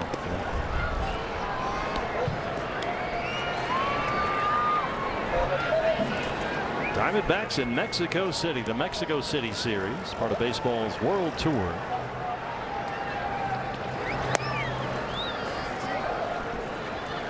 These two teams were supposed to play this series here back in 2020. Of course, that got canceled by the pandemic. So this has been a matchup 6 years in the making. El Estadio Alfredo Arpelu, home of the Diablos Rojos de Mexico. Alec gets it up into that wind. Foul ground from Manny. J.R. House has to get out of the way here, and Machado's able to run it down. Let's get this message now from the Arizona Department of Health Services. Arizona's Quit Line offers free support. Whether you want to quit cigarettes, vapes, pouches, or chew, resources are available 24/7, no matter your insurance status. Tim Tao with a start at first base today. Tim, a strikeout victim back in the 3rd.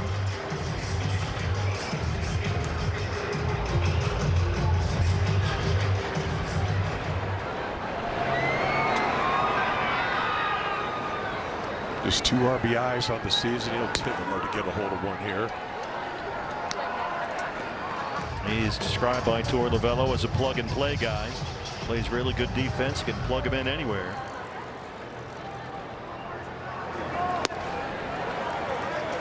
Waves at that sweeper that really sweeps across the zone for strike 2. It's honestly one of the best sweepers in baseball. When he got it going like that, I mean, it covers so much ground.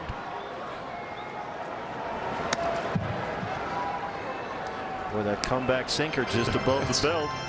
1 and 2. We talked at the beginning, you know, he's an east-west guy. He's got ball. The way he tunnels, instead of going north-south, his balls are going, you know, lateral, and it makes it tough.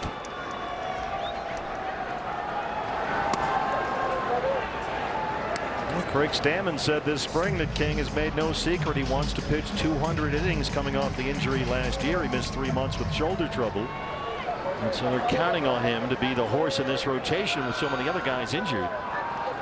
And he has answered the call so far today. Made just 15 starts for the Padres last year with that nerve issue in his shoulder. He had a knee injury as well.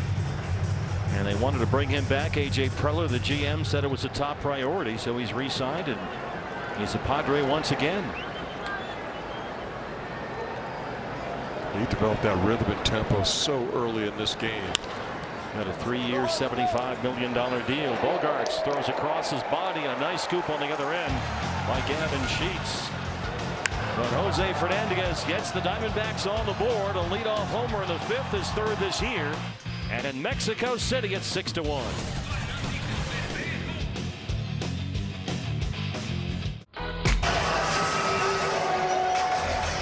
Diamondback fans, hey, there they are. They know where the cameras are. Diamondback fans know everything. Score big and authentic here at MLBshop.com. They've got all the official stuff, jerseys, memorabilia, hats, hoodies, the whole thing. Visit MLBshop.com/Diamondbacks. That's where the Lopez family gets all its Arizona Diamondbacks gear. Yeah. We shopped around for a little gear today. Yeah, we did. Didn't have much luck. It's all sold out. They're selling like hotcakes. 11 appearances for Kevin Ginkel. He is on to start the 6th against Miguel Andujar, who doubled his last time up. Ryan Nelson, 6 earned runs on 7 hits. Nelly went 5 innings. Walked 2, struck out 4 through 93 pitches. And now Ginkel gets the 6th. Big cut at that one. It's 1-1. 15 strikeouts against only 3 walks for Kevin this year. Yeah, that's a good ratio to keep right there. For sure. Get that 5-to-1 ratio. Don't walk guys. Start punching missing bats. It's got the lower 3rd of the order here. Andujar, Campusano, Cronenworth, 7, 8, 9 in the San Diego 6th. Ginkel pitched a scoreless inning Tuesday against the White Sox. Followed that with 1 2/3 scoreless in the Thursday game against Chicago. And he makes his first appearance in this series. We're off to Milwaukee, Wisconsin after the game today. Off day there tomorrow. And then 3 against the Brewers starting on Tuesday. Have all 3 for you here on D-Backs TV. That's fouled away.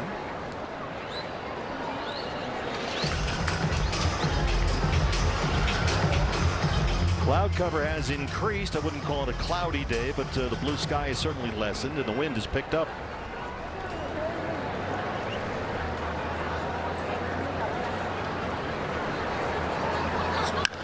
Hard hit to short. Bounces off Fernandez. Recovers nicely. High throw, and Tawa with that athleticism able to come down and get it. Well, that was hit hard off the bat of Andujar. 105 miles an hour right at Fernandez. Hit it hard, but you know, watch Fernandez. He gets his body in front of this ball, collects, but watch the throw. That was a rocket across. That remind me of Sean Dunston right there. That was a cannon. One of these guys they call a walking toolbox. He runs like a deer. He's got a cannon for a throwing arm. Hits everything hard. Plays every defensive position on the field. Campusano sends one deep, and this one's on its way. Luis Campusano, who had an RBI double in the 2nd, has a solo homer in the 6th, and it's 7-1 San Diego. The hitting in the number 8 hole. That's the 2nd time he has really cracked on a ball. Well, the concern, Candy, is Andujar hit it 105 miles an hour. Campusano drills a home run at 106. Boy, and that was the opposite way, too.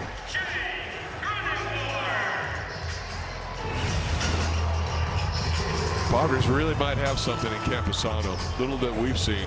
He's finally figured some things out. That's apparent. Padres have hit 3 homers. Here's Cronenworth 0 for 2. Along the right field line, Tawa over there with Vargas. Timmy, ball's really in the wind there, and is able to run it down. Let's go back downstairs now and check in with Todd Walsh. Todd. Hey, yeah, Steve, I just wanted to remind everyone of our post-game show after this game. We'll talk to Torrey and hopefully Ryan Nelson about maybe being overly reliant on the fastball, as you clearly chronicled throughout the course of his start. But I go back to last night is something that Zach Gallen said after we talked about the injury, and that was how he was able to control his breaking balls before he had to leave the game. And he said this: it just felt like Coors Field to me. I've pitched at Coors Field probably 10 times in my career, and I had a plan and an idea, and it clearly worked.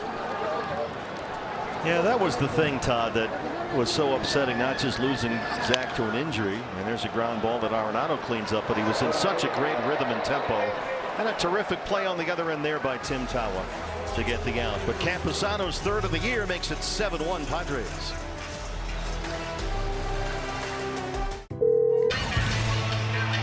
Back with you from Mexico City. Bet365 gives us a look around the league. Kyle Harrison, the former Giant, dealing for the Brewers a double strikeout game, or dozen strikeout game against the Pirates.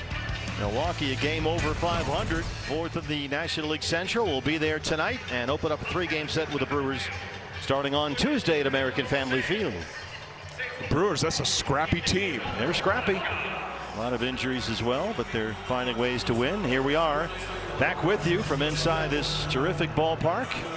El Estadio Alfredo Arpelu.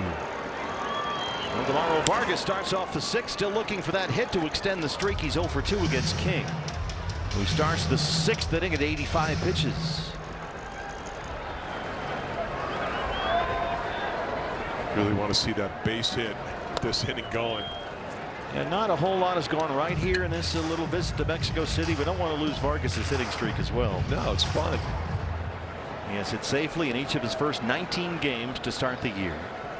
22 games in a row dating back to last season. And that's fouled back here out of play. 22 games is the 4th longest hitting streak in Diamondback history. It's also the longest active streak of the majors right now. 2 balls and a strike on Vargas in a leadoff spot today, playing second base. There is some activity in the Padre bullpen with King coming up on 90 pitches. He gets Vargy to wave at that fastball, and it's 2-2. That fastball there is way off the plate away, but you can see the movement on the ball. Right. Again, just spectacular movement. There's Cattell waiting on deck. Corbin Carroll behind him.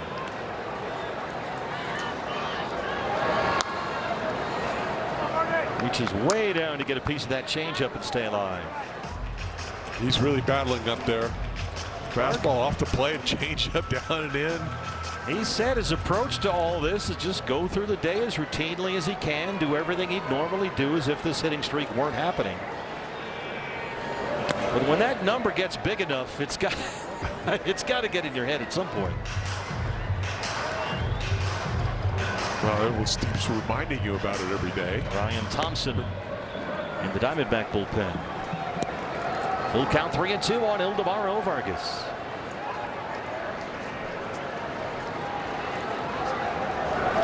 Vargas slams it toward the right field corner, and that one is gone. He's done it again. Eldemaro Vargas. He has hit in 20 consecutive games to start the season. He's hit in 23 straight, dating back to last year. It's another Diamondback home run, and it's 7-2. Two-seamer, top of the zone, covered it. A line shot, and I wasn't sure if Tatis was going to catch up with this. He just hit it hard enough, and it got over that wall.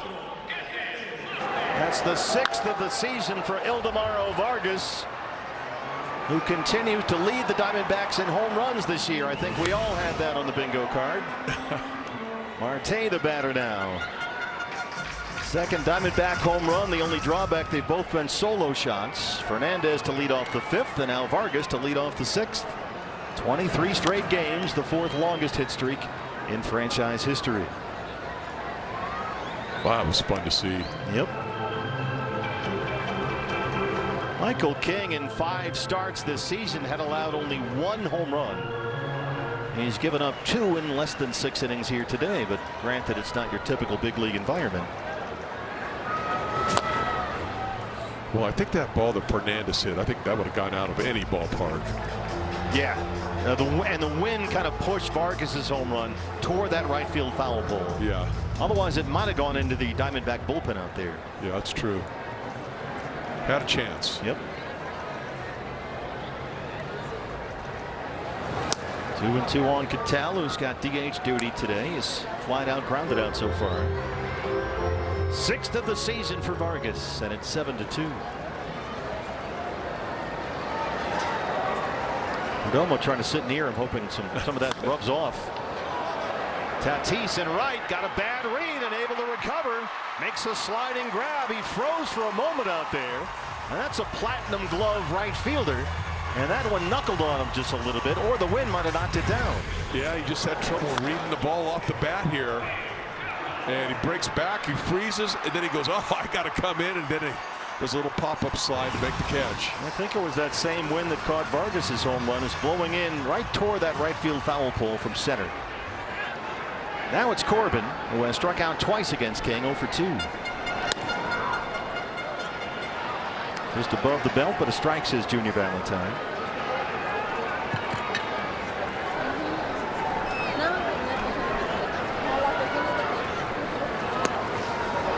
By the way, we have an update from the Diamondbacks on Adrian Del Castillo, who took a foul tip from behind the plate on his hand in the third inning, had to leave the game. He's got a left ring finger dislocation, dislocated left ring finger for Adrian Del Castillo. So throw another Diamondback injury on top of the fire. Sheets has that in fair territory. There's 2 outs. Dislocated finger for the catcher does not sound like he's going to be back tomorrow. No, it doesn't sound like it. He might need a few days on that one at least. Here's Gurriel, who got the Diamondbacks in the hit column with 2 outs in the 4th. A bloop single into shallow left center. 100 pitches down for King. Activity in the Padre pen.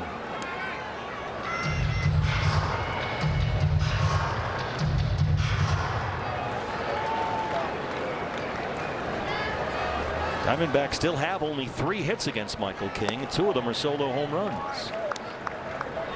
They've been out hit 8-3. They trail at 7-2. David Morgan, the right-hander of the Padre bullpen.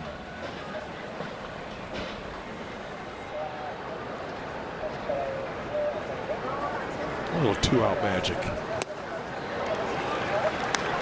Well, he just mixes everything up so well. He's really pitching. Yeah. Really the definition of it. That's what he's doing. I loved your description of he's an east-west guy. I mean, that says it all. Yeah, I mean, that's it. He just has lateral movement. It's just the way he's tunneling the ball this time. He really puts the hitter at the fork in the road. 1-2.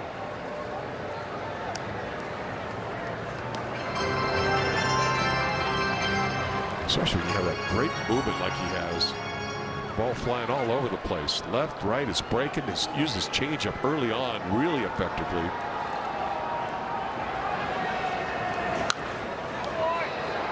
And Lourdes a little late on that fastball. I imagine when you're able to mix up so many different pitches, Candy, that it would cause some of the hitters to be a little slow when you do go to that 4-seamer. Yeah, I agree. Well, I'm with you on that. But the big thing that's hurt him has been the walks. Yeah. On the ground hard to Bogarts at shortstop. Ildemaro Vargas extends the hit streak. Gets his 6th home run this season to lead the club. But we head to the 7th, trailing the Padres. Vargas's hit streak still alive in Mexico City.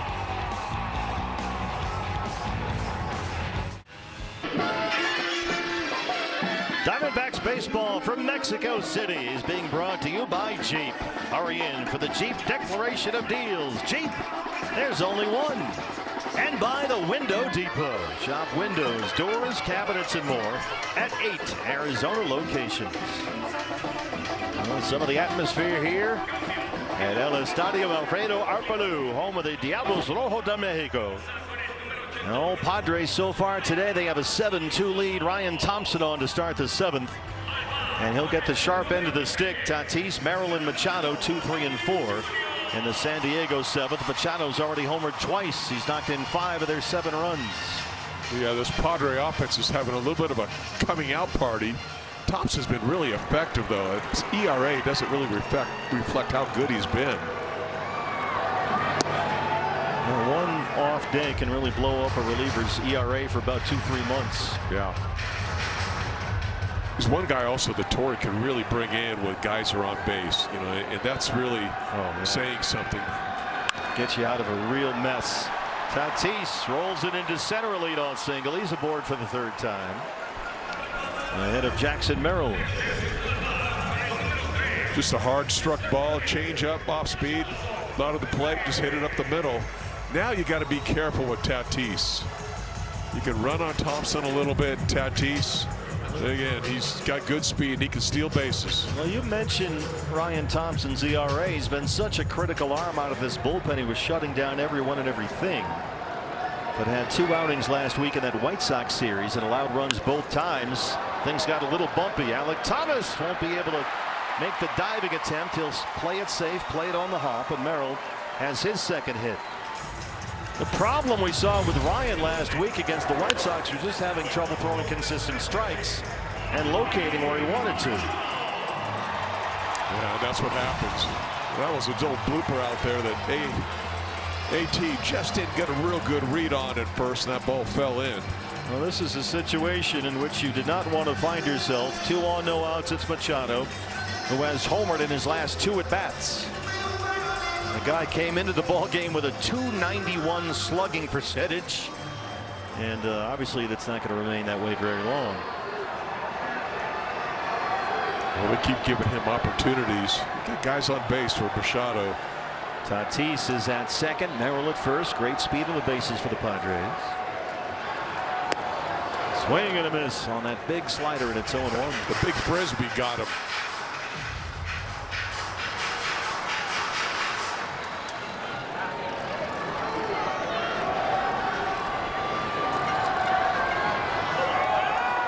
Play at second, and they have Tatis picked off. He's in a rundown. Arenado applies the tag. Merrill a heads-up move, gets into second, but they had Tatis hung out to dry.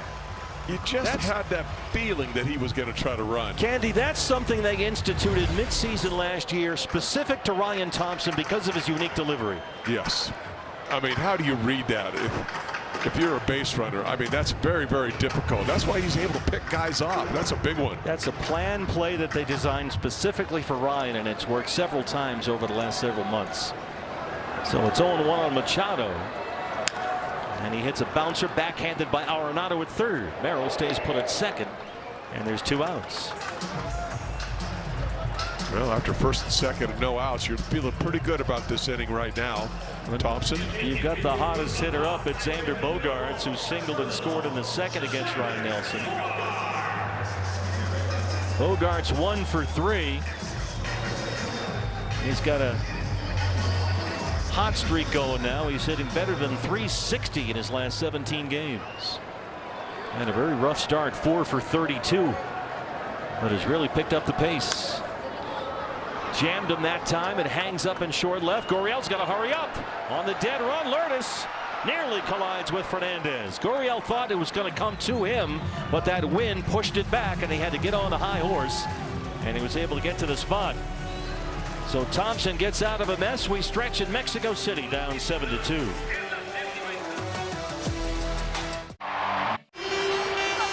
It's a 50-50 fiesta. We've rolled over our jackpots from the last 3 games, and we're going to pay somebody some big money, some mucho pesos here later today. You have until the end of the 7th inning to get your tickets online at dbacks.com/5050 from anywhere in the state of Arizona. And it's a 3-day jackpot. We're well over $40,000 now, climbing quickly. dbacks.com/5050 for the 50-50 fiesta, which ends after the game here today. Here's David Morgan, the right-hander, on for the Padre bullpen to start the 7th. He's been quite a find, coming undrafted out of Hope International University. Signed as an undrafted free agent by the Padres, and now in his 2nd season. Threw 47 innings for them last year and posted a .266 ERA. Throws that first pitch in there at 98. This Padre bullpen is very talented. Yeah, it's a very difficult bullpen when you're trailing them late in the game. Runs that thing in there, that sinker at 99. And it's 0-2 on McCann. James McCann had to come in and replace Adrian Del Castillo in the 3rd, if you're just joining us. Del took a foul tip off his left hand and had to leave the game. And McCann had to take over. He pops up into this swirling wind. Merrill's under it. And he's able to run that down. So the diagnosis on Adrian Del Castillo is a dislocated left ring finger. So not encouraging news for Del. Foul tip. Foul tip caught him right on the glove hand. Here's Jose Fernandez, who led off the 5th against Michael King with a line drive homer, his 3rd of the year. He just turned this ball around inside, breaking ball, and he clobbered it. Our Chaz Roberts air conditioning and plumbing, cool play of the game. Padres have hit 3 home runs. Diamondbacks have hit 2. The problem is the Diamondback homers are both solo shots, and they have only 3 hits in the ball game.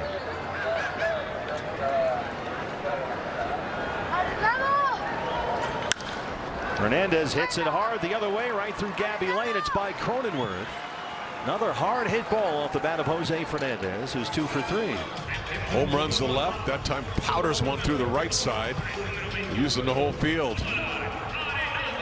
Well, that was 110-mile-an-hour ground ball the other way. I mean, it's really incredible what this kid is doing. 110 on the ground for a 1-out single. Arenado has walked and grounded out.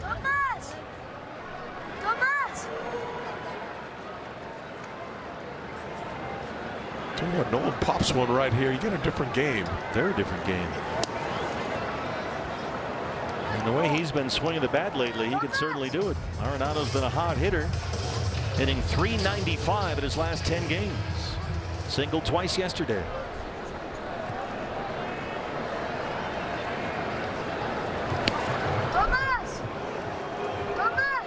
Remember, Nolan had that real slow start when he began his Diamondback career, but he's come on so strong recently that he's now batting .306 in April, and for the month is slugging .500.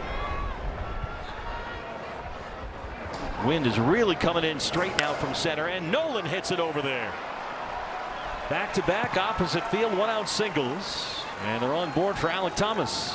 You know, there's a guy that's got tons of experience and just served that ball right the other way. I mean, I love hits like that. So they get to Morgan, couple of 1-out singles. Here's Alek Thomas, who homered here yesterday in his first at bat.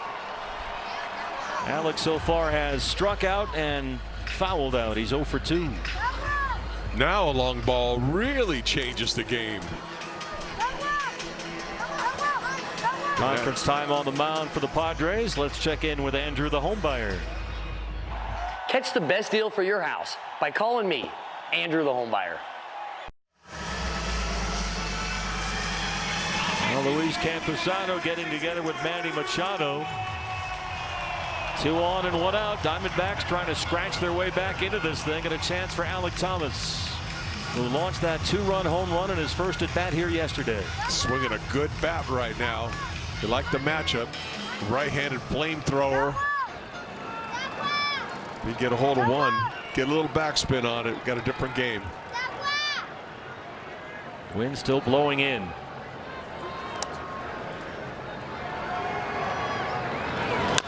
High chopper. Bogarts in front of it. Collides with Cronenworth, and everybody's safe. Cronenworth came swooping in there. Bogarts was ready to field that one. They collided and they couldn't get it out. Boy, no voice command between the two. Either one of them could have made that play, and Cronenworth kind of took advantage that time, and that was really Bogart's ball, and because of that, no play is made. Arenado gets in safe. They scored a base hit for Alek, so 3 consecutive 1-out singles. Ruben Niebla, the pitching coach, will go out to the mound. Tim Tawa, the number 9 man, is the scheduled hitter. This is kind of has a feeling, Candy, that we had on the Diamondback side in the top of the 7th here yesterday, when suddenly everything started going wrong. Yeah, just missed plays. And this kind of has a very similar vibe to it right now. Let's see if we can make him pay for it now. You're at the very, very bottom of the order. Here's a look at the collision. And he tried for the diving tag, but he's holding the ball in his bare hand. Can't make a play that way, not with replay. Cronenworth was at least able to gain control of the baseball, but had it with his bare hand and just did a swan dive toward Arenado, who got in there safely, according to the second base umpire Rob Drake. So the bases are full of Diamondbacks. 1 out, and here's Tawa 0 for 2. Yeah, really credit Arenado for hustling hard and getting down and sliding and getting in there. Big spot for Timmy. Bases loaded, 1 out.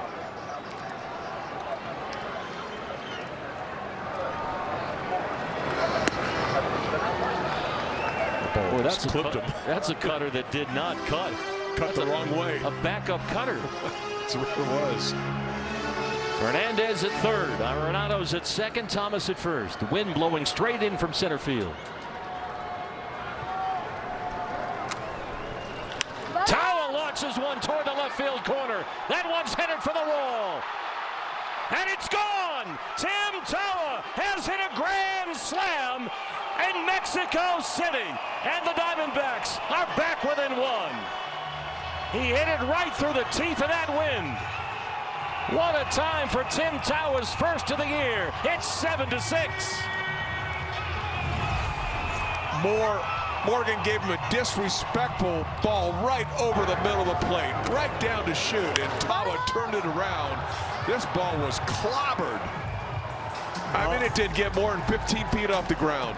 It has that fence back there, the protective fence over the wall, and it just did sneak over there. Stammen's going to have to go out and get Morgan. And just like the 7th inning for the Diamondbacks yesterday, the 7th has seen things unravel for the Padres today. It's a one-run game again in Mexico City. We're back after this. Exciting. Well, they call this the Fire Diamond, and Tim Tawa has just set this place ablaze. The Padres had things well in hand, but a Tawa grand slam after 3 consecutive one-out singles have made it a one-run ball game. And the Padres have dipped back into their bullpen. Here is Bradley Rodriguez, who's got a 98-mile-an-hour fastball and a real good changeup. He'll mix in the cutter there for the first pitch to Vargas. Vargas homered his last time up. The streak continues. All of this with 1 out. Yeah, that bottom of the order. Talk about some production. Right back in the game.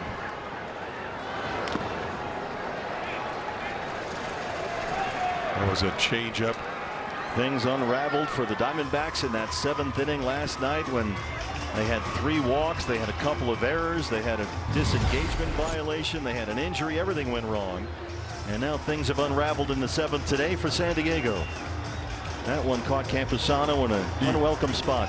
Ugh. A little bit out front of that changeup. Got the top of it. Came right back and got him where it hurts. Junior Valentine is going to give Campusano a moment to compose himself. As Vargas is back in there with an 0-2 count. Marte on deck behind him.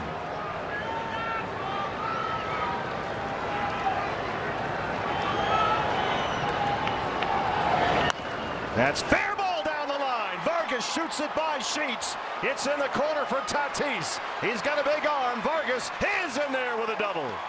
And that's the tying run. Marte coming to the plate. 5 hits in the inning for the Diamondbacks. 5 consecutive. Oh, stay hot, Vargy. Right over the bag, right down the line, into the corner. Now right into scoring position. Still just 1 out in the inning. Tying run at second. Go ahead, run at the plate. Let's see if Cattell can launch one here. Tatis got a cannon of a throwing arm. Yeah, you got to respect it. Vargas knows. Here's Marte 0 for 3. Boy, you see how he opened up his front side looking for something in. He wanted to jack that ball. Marte's hit in 5 straight games, 8 of his last 9. Walked and singled yesterday. Tying run at second with 1 out. Now the 0-1. And lands for a strike. He's come in here, Candy, throwing cutters and sinkers. Those are not his 2 best pitches. He's caught them a little bit off guard.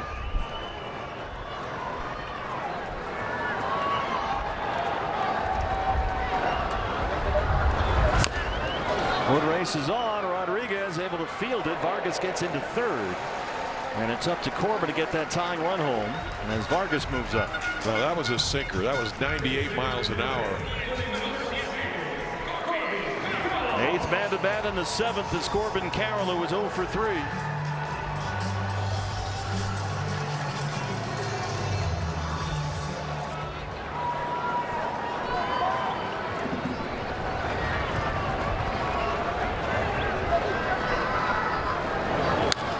Corbin hits it in the air toward the right field corner. Hang on, ball. It's foul. Too far foul. Whoa. That was loud off the bat. Out in front of the cutter. You keep throwing the ball at that part of the plate. He's going to get you. Torey Lovullo checking with Junior Valentine. Remember, the foul poles here are short. They are much shorter than the foul poles we see at a major league ballpark. And that might be the lane that Torey Lovullo is trying to take here with the umpires. He'll talk to Jordan Baker. The crew chief is at first. Here he is. Yeah. Arizona challenging the foul call. I think Jordan's got to work that mic. I think he's requesting a crew chief review, which is pretty standard on a home run call. Let's have a look. The foul poles are maybe a third shorter than we normally see. And they are back a good 3 to 4 feet behind the fence. So they've had to do some alterations here in this ballpark. Yeah, hard to tell. I couldn't really see the ball in that one. And this is exactly, Candy, what Junior Valentine and Jim Reynolds were talking about to us yesterday. Yep. The corners in this ballpark, it's a very funky architecture. I can't even, it's hard to see the ball. There it is bouncing into the parking lot. I mean, it's way foul, looks like. But did it go over the, it's really going to be hard to get a definitive look at this. Yeah, I think the interesting thing is that netting, not only does it go a little bit towards right field, but it also goes towards the plate. Jordan Baker. Call stands, which means they can't confirm or deny. So they'll stick with a call made on the field, and it's allowed strike one for Corbin. It almost looked like Torrey was icing the pitcher right there. Well, that's smart. The low foul poles it's worth a shot right there. It doesn't cost you a challenge. Yeah. Vargas at third is the tying run. 2 outs. 0-1 on Corbin.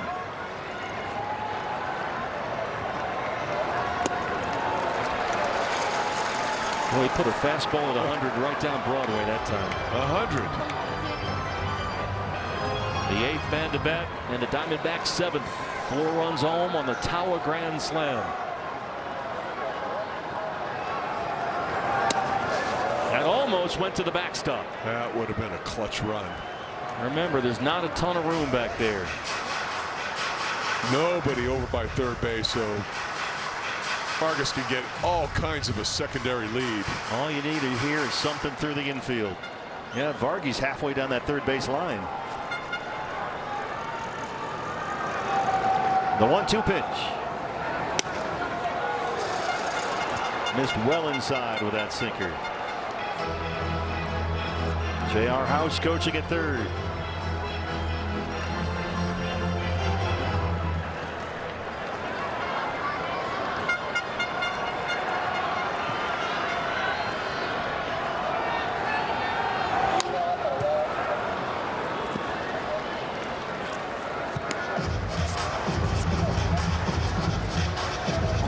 Diamondbacks have trailed this game at different points, 6-1.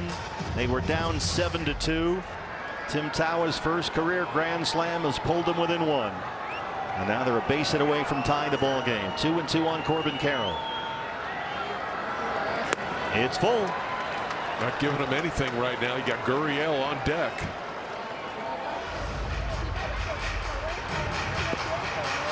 Big pitch here for Bradley Rodriguez.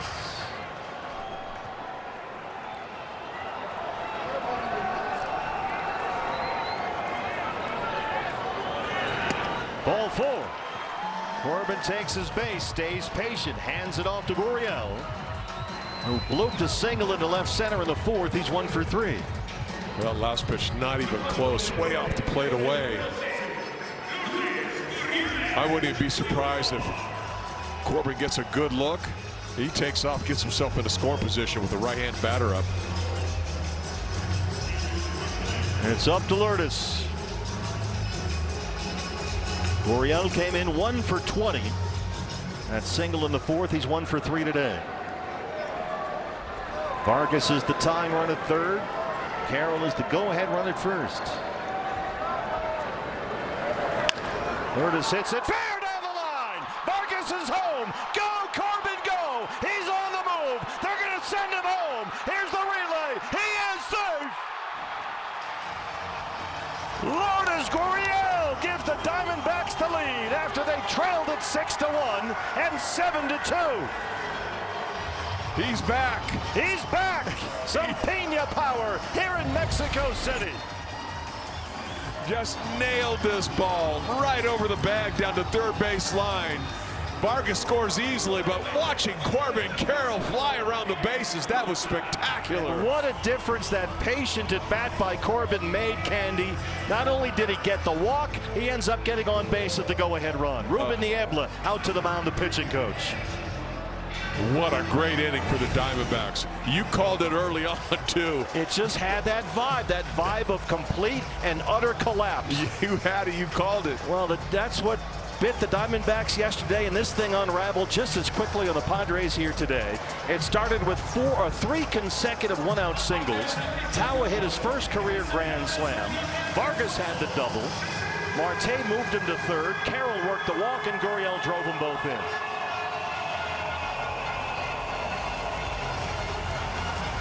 Boy, what an offense when you get Gurriel swinging the bat. They start getting hits like that. Yeah. It lengthens the lineup considerably. Torey Lovello always says when Gurriel is in the lineup, we're just different. And in a good way. They've batted around in the inning. McCann led it off with that fly ball to center. And at this point, you'll take every pad run you can get.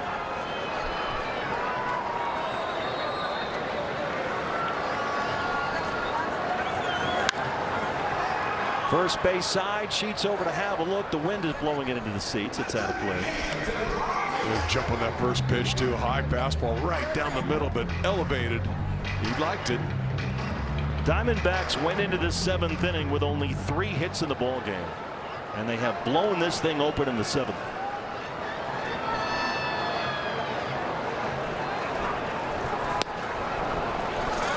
Got the cutter by him, and it's 0-2. Padres in the 8th have Sheets, Andujar, Camposano due up 6, 7, and 8. Juan Murillo warming up in the Sanderson Ford bullpen.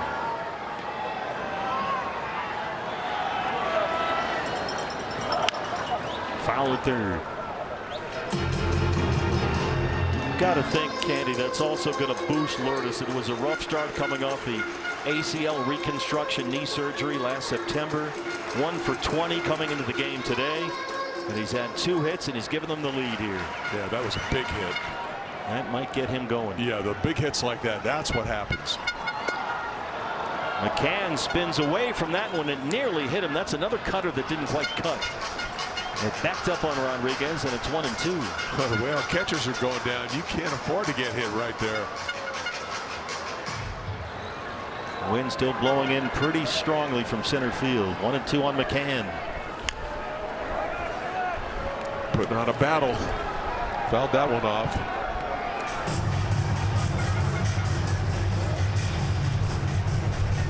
Well, they're going to, in this toxic pitching environment, hand it over to the bullpen for the 8th and 9th. Trying to get a split of this 2-game set. McCann bounces it by Rodriguez. Cronenworth is there, and they strand Gurriel, but the Diamondbacks bat around. They send 10 men to the plate in a wild 7th inning. Tawa's first career grand slam, followed by the Gurriel double, and we go to the 8th, leading 8-7. Wow. If you love to En situación de bases llenas con un out con Tim Tawa en la caja de bateo. Sale batazo en línea hacia jardín izquierdo. La pelota está viajando. La pelota vuela. Para atrás la bola. Para atrás. Para atrás. Para la calle Tim Tawa con las bases llenas. Y esto se cerró espectacularmente. 7-6 la pizarra. Se acerca Arizona. The Hall of Famer, the great one, Oscar Soria on the call. Tim Tawa's first career grand slam. Part of a big Diamondback inning. They've come back from down 6-1 and 7-2 to take a lead over the Padres. And they'll hand the ball for the 8th inning to the right-hander Juan Murillo, who's been looking more and more impressive and more dominant, Candy, every time out. Yeah, he's getting comfortable in that role, really just being the setup guy, but a power arm. And that's really good to see for the D-backs. It was a 6-run 7th, and they lead it 8-7. Gavin Sheets starts it off for the Padres.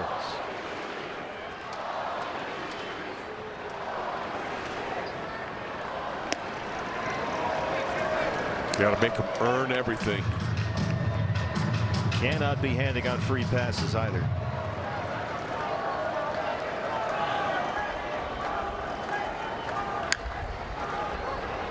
Fouls off that fastball. Everything for Murillo is 99 and above. It's 1 ball and 2 strikes with Andujar on deck. Yeah, big time arm, and he's really feeling comfortable in this situation.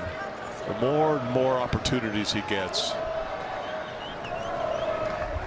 I think that's very good call, Candy. There does seem to be more of an ease in his body language out there. Last year he really struggled throwing strikes consistently. He was up and down for the minor leagues. He carries himself with a different gait this year. I think he knows too that he belongs. That's such a big thing for a young pitcher or hitter. Yeah. Just knowing that, yeah, I belong up here. And now just let your talent kind of shine through. And he's kind of evolving that way. Yeah, he did. Murillo blows it away, 99, and Sheets is a strikeout victim. I'll say he belongs. My goodness, this ball just exploded. McCann wants it up. It goes up, and no chance of hitting that ball. One away. Miguel Andujar, the DH, doubled in the fourth. Nearly hit home run out there to right center field. Yeah, he's a spray hitter. You got to move the ball around on him. He's a good hitter. Andujar has hits now in 6 of his last 7 games. Came in batting .316 on the year. His first season with the Padres. Good to show him that slider now and again off the plate. Don't want to fall too far behind in the count. It's 2-0. Yeah, you don't want a good hitter really being able to time you up. That's why you got to use your assortment of pitches. Like where that sinker is just a tick above the belt. And he gets a piece to foul it away. Next thing in the 4-seamer, the sinker, and the slider. Juan Murillo. We're going to start seeing the Belos at 98, 99, 100. With sink. Yeah, with movement. It's not fair. And Andujar at this point just fighting him off. This is self-defense. Campusano on deck. He has doubled and homered today for the Padres. Homered his last time up, the catcher. 2-2 on Miguel Andujar.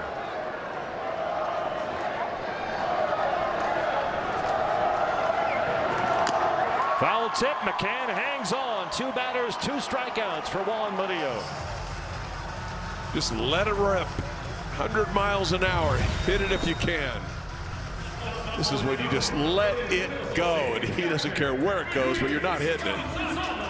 Campusano this season has been a danger man in this Padre lineup, and he's been a problem today. An RBI double in the 2nd and a solo homer in the 6th.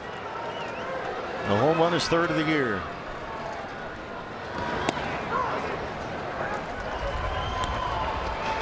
Great pitch, just sloppy cutter, just over the plate, little slider, just to get me over strike.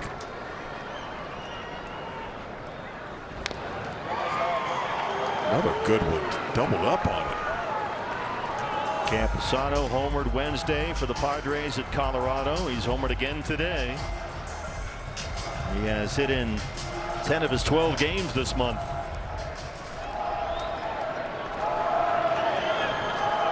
Murillo with that 1-run lead. Can he strike out the side in the 8th? He tried. He sure did. He reared back and let it rip. 100. The breaking balls he's thrown have been crisp. They've been right on the outside corner. The fastballs have been up. They've been away.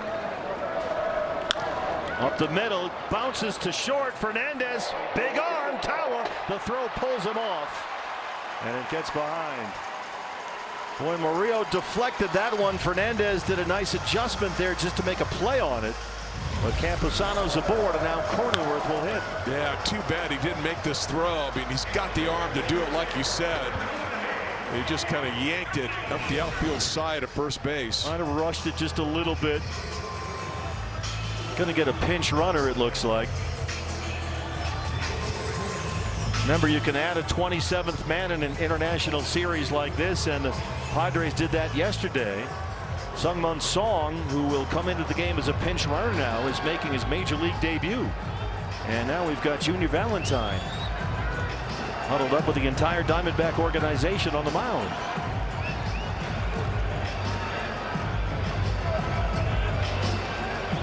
Torey Lovullo was out there as well. Now he's headed back to the dugout. Not sure what that was about, but Song will run for Campusano now. The ball got behind Tawa, so he's in at second as the tying run. And the batter is Jake Cronenworth, the number 9 hitter, who's 0 for 3. We're just seeing how he's feeling after that ball kind of deflected off of him. Yeah.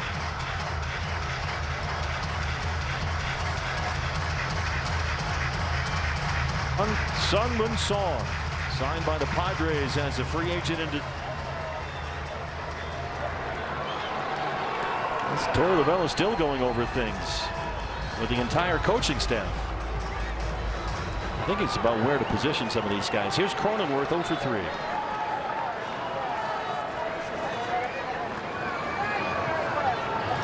Arenado a step and a half in on the grass at third. Now he backs off.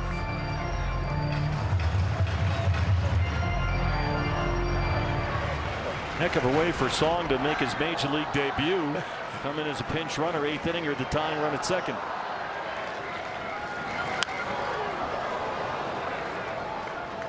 Cronenworth looked like he was behind that fastball. Doesn't matter what Cronenworth's batting average is, he's a tough out. Yes. He's going to make you get him out.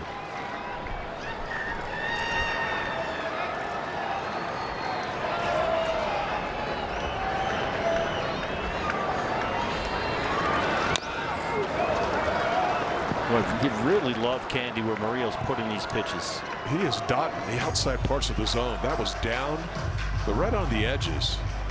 All four-seam fastballs so far. They've given Jose Fernandez a throwing error, putting Campusano at second base. Song running for him.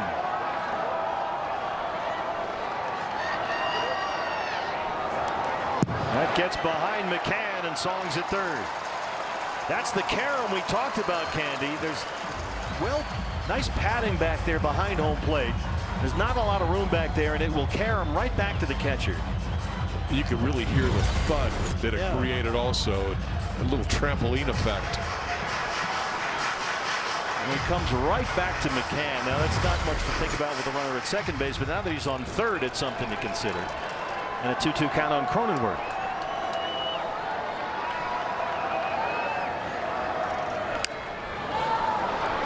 Went right after him. Wind is really coming in from center right now. I don't know if it's as strong on the field as it is up here where we are, but it is gusting in from center. Yeah, you can see those flags. 2-2 this way. Cronenworth bounces it to first. Tawa's got it. And Juan Murillo strands that tying run at third and maintains the lead. It's 8-7 Diamondbacks in the 8th in Mexico City. It's Diamondbacks baseball, and it's presented by Y-Refi.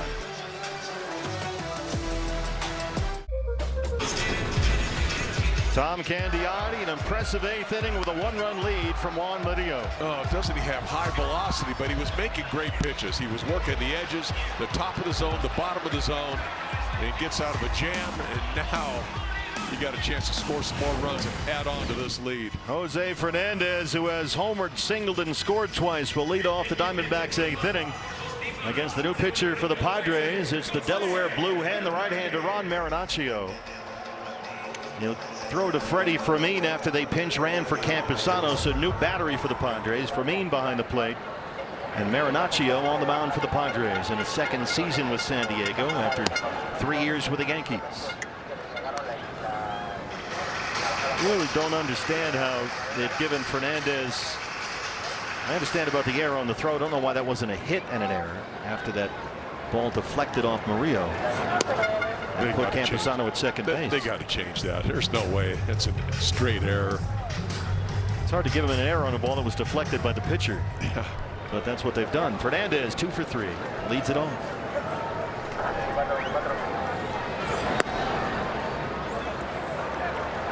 Good take. Padres will have the top of their lineup due up in the 9th inning. Laureano, Tatis, Merrill 1, 2, and 3.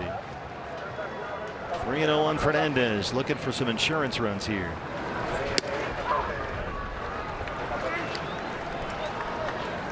Well, he's got the count in his favor right now. Gets the 3-0, now 3-1. He's looking for one pitch in one little area. And there's a base hit for Fernandez, his 3rd hit today, getting the start at shortstop for the injured Geraldo Perdomo, and it's a leadoff single. Well, we have a moment. Let's check in with the comedy stylings of Tim Hovick from Santan Ford. Hello, Arizona. Tim Hovick here. What are you doing? Just doing a little commercial. During batting practice? It'll just take a second. Santan Ford. I love the look on Torrey's face at the end of that one. Arenado's had a good day. He has walked, singled, and scored.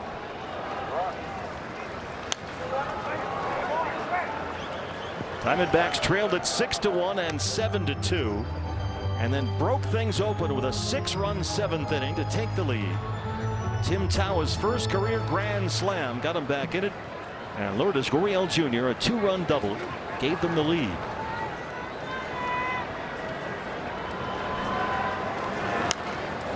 Oh, 2 on Nolan. Nolan's been trying to do that this whole afternoon. That changeup was just hanging there too for a while. The closer, Paul Sewald, gets loose. He'll get the top of the Padre lineup in the 9th. Good time to add on another run. Arenado sees that big hole on the right side of the infield. Already gone over there one time today.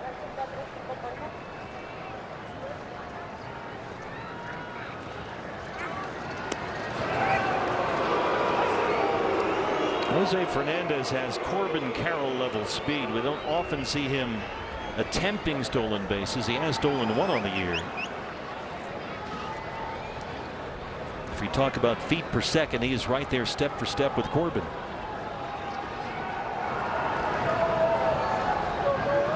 Long look in from Marinaccio. Now he's set for the go-to. Another check over there. 2 disengagements. The Padres are feeling it. Yep, they smell a rat. Dave McKay coaching at first.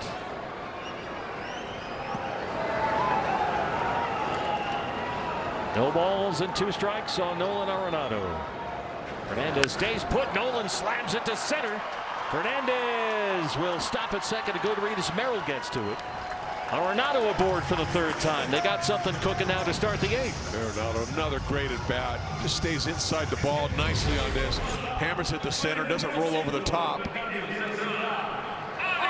Fernandez, he probably even had a chance to maybe even attack second base and get into 3rd. I didn't think Merrill was going to throw that ball to 3rd base.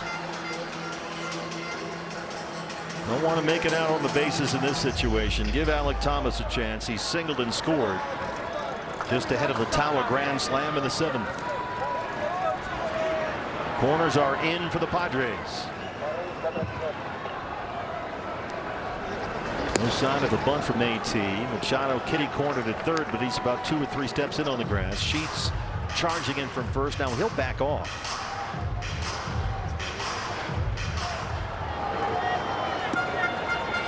You just never know about AT because he's got the ability to bunt, but he also has the ability to pound the ball out of this ballpark. Chops that one foul. Such a good athlete. Terrific football player at Mount Carmel High School in Chicago. Alek Thomas, 2nd round pick out of that high school by the Diamondbacks. Ron Marinaccio, 30-year-old right-hander.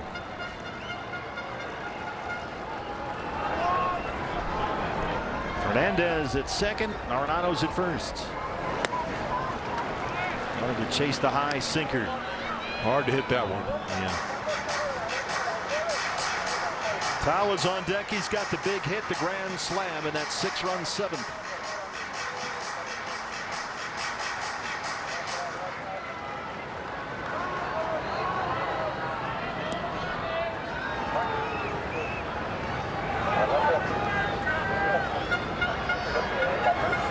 Alek Thomas, center field for a base hit. Fernandez headed back to the bag just to make sure on that line drive. And the Diamondbacks have opened up this 8th inning with 3 consecutive base hits. Solid line drive to center. What a nice at bat by Alek. And irony of ironies, they've now loaded the bases for Tim Tawa, who hit a grand slam in his last at bat. Boy, deja vu. I'll take another one. Make it a double. Good bat there by AT. He's got a big gap out in left center field right now also. Tawa, a line drive grand slam that snuck over the fence to the left field corner. His first home run this year, his first career grand slam. Trying to get Paul Sewald some insurance runs. This was Tawa after 3 consecutive one-out singles. Put that swing on it again. Beautiful. He hit it into the wind, too.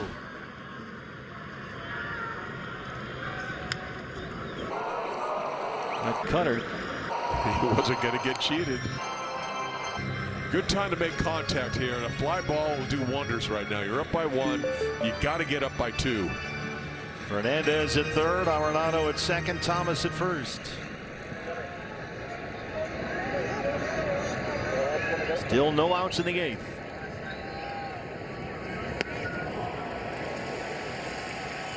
The changeup has some funky movement on it. Yeah, it did. It looked more like a slider than a changeup. It did. Vargas on deck, 1-2 on Tim Tower. Shattered the bat. Short left, Laureano running way in there, and he's able to get it. That was barely behind the shortstop. Laureano came in on a dead run and was able to track that down near the infield dirt. And they can't advance the runners. Anything in the air is not easy right now. I mean, that ball looked like it was going to be a deep enough fly ball to maybe get the sacrifice fly, get the run in. But Laureano comes steaming in. He's fast, and he comes steaming in to get this ball before it drops. And he's got a big throwing arm. He was well in short left field anyway. So an out there for the Padres, and now it's Ildemaro Vargas, who was homered and doubled in this ball game. No chance for Fernandez.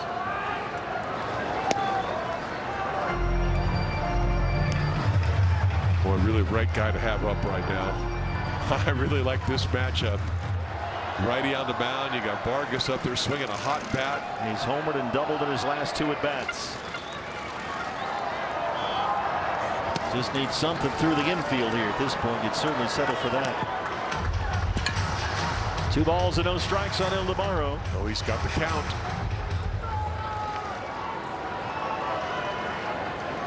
Leads the Diamondbacks this season in hits and home runs.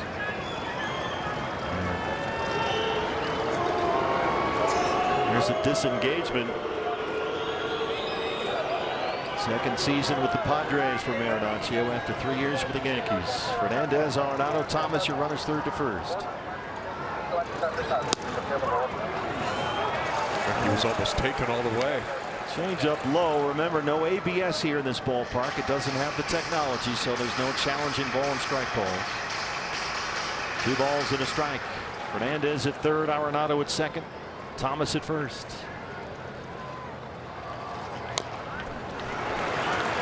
He's trying to keep everything down now. Tossing change-ups up there. It's 2-2. Marte, the on-deck hitter. Golden opportunity for some insurance runs for Sewald. Padres bullpen busy as well. Contact here. Big hole on the left side. Almost went to the backstop.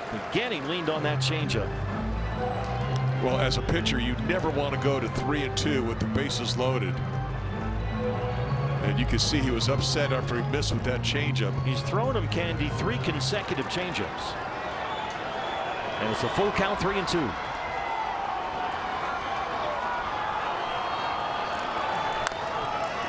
That's fair. It's a fair ball up the line. Vargas has done it again. Fernandez scores. Arenado scores. Here comes Thomas. Vargas for third. And he's in there. Ildemaro Vargas. Unbelievable. Boy, what a happy dugout that was. He is something else, this guy. Incredible. Just bounced one right in front of the plate. It landed foul, but it went over the bag fair, and that clears the bases. Everybody scored easily. Vargas into third with a 3-run bases clearing triple. And now it's the Diamondbacks who've broken the game wide open. They were down 6-1 and 7-2. They lead it 11-7. And here's Marte. What a crazy game. It's exactly what happened yesterday. Yeah. Some Mexico City muscle for Ildemaro Vargas, who's now suddenly a single shy of the cycle. Yeah. How about that? That's crazy. Cattell bounces one over there. It goes through Sheets. Vargas is home, and it's 12-7. Let the fun continue. Let the pigeons loose.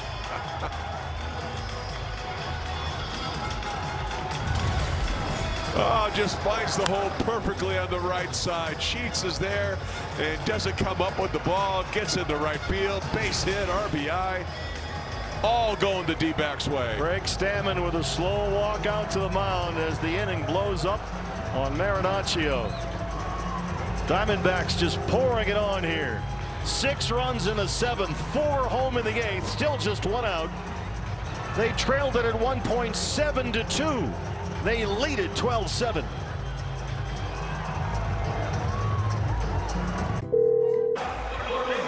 Well, as Chris Garagiola likes to say on Diamondback Radio, Tawabunga. The Tim Tower Grand Slam has opened things up, and now more runs pouring in the 8th inning. Left-hander Wandy Peralta on to try to put out the final 2 outs of the inning for the Diamondbacks. Corbin Carroll, the hitter. Corbin had a key walk in the 7th inning his last time up to set things up for the Gurriel 2-run double that gave them the lead. Yeah, big walk. Really worked that one nicely, too. Oh, some great at-bats by the D-backs. I mean, they are locked in. Michael King was in complete command of this ball game. He was sensational for the Padres. And through 5 innings, the Diamondbacks, well, through 6 innings, I should say, the Diamondbacks had only 3 hits in the ball game. Right now, they have 12 runs on 14 hits. And here we are afraid of their bullpen. Bring them on. We'll leave Mason Miller, but bring everybody else. Everybody else, come on, man. Leave that guy down there. We don't need to mess with him. They had Sewald up warming. I don't know if they're going to change their plan now that it's a 5-run lead.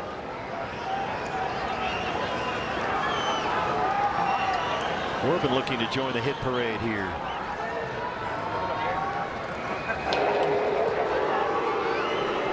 They were down 6-1 and 7-2. They've now had 8-7 leads and 12-7 leads. Loizaga is warming up now. The Sewald is sat back down. Jonathan threw 18 pitches in the ball game here last night. Corbin fouls that one away.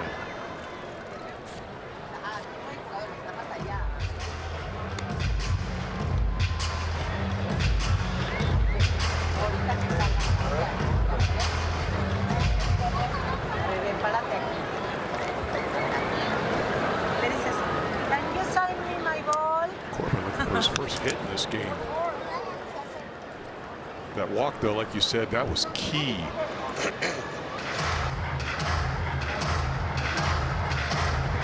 Every time these guys stay patient up there, it always leads to good things, particularly Corbin and Cattell, because they know that so much of the offense relies on those 2 guys. Sometimes it's hard to be patient when you know that you're responsible for a big percentage of the offense.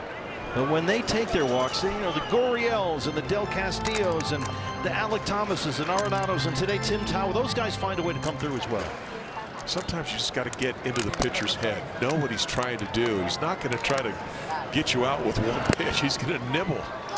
Certainly nibbling here with Corbin. That changeup misses in, and it's full 3-2. They batted around in the 7th, and they're trying to do the same in the 8th.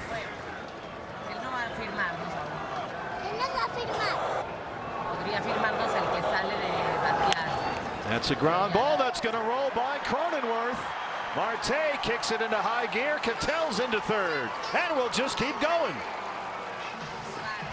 Keep the merry-go-round on operation. Right to the right side of the infield, a base hit. An aggressive base running by Marte when you got a guy like Tatis throwing from right field. He gets in there. And Corbin Carroll is at first base. Marte's at 3rd. Another chance here for Gurriel, who had the 2-run double in that 6-run 7th that gave them the lead, just beyond the reach of Jake Cronenworth at second base.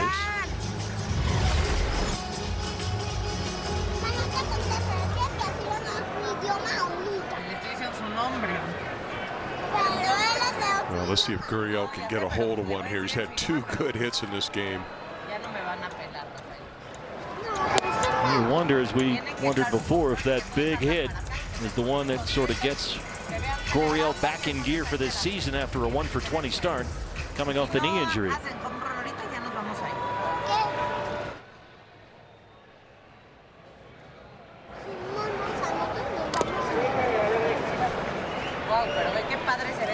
Pulled the string on him. A little bit out in front.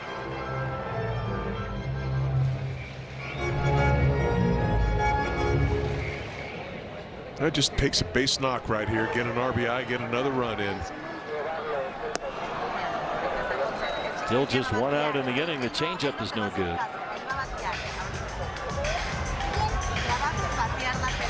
12 runs on 15 hits. They had 2 runs on 3 hits through 6 innings.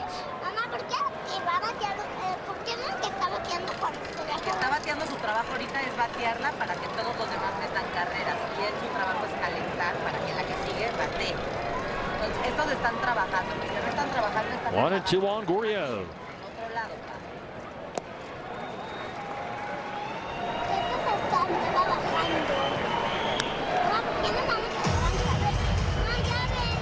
Six runs in the 7th, 4 runs home in the 8th, and still just 1 out. Craig Stammen has watched his lead vanish when the Padres appear to be in complete control of this game and series.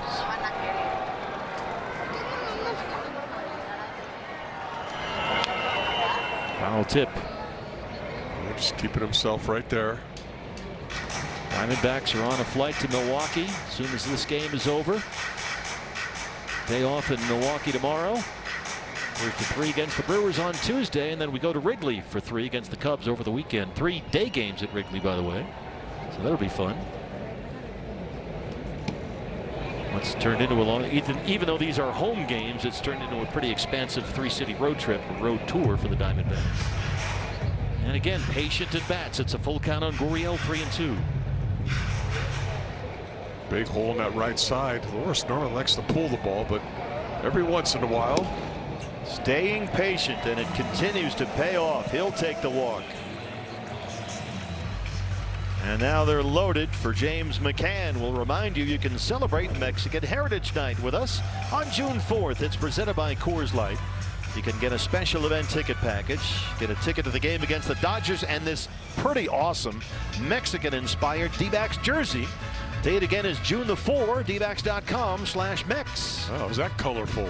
Place to get your tickets. I'm sure Alec Thomas will have one ready for you. Ruben Niebla, the pitching coach, is out to the mound with the entire Padre infield. As things have started to balloon on Wandy Peralta as well. McCann is the 9th man to bat here in the 8th inning after they batted around in the 7th.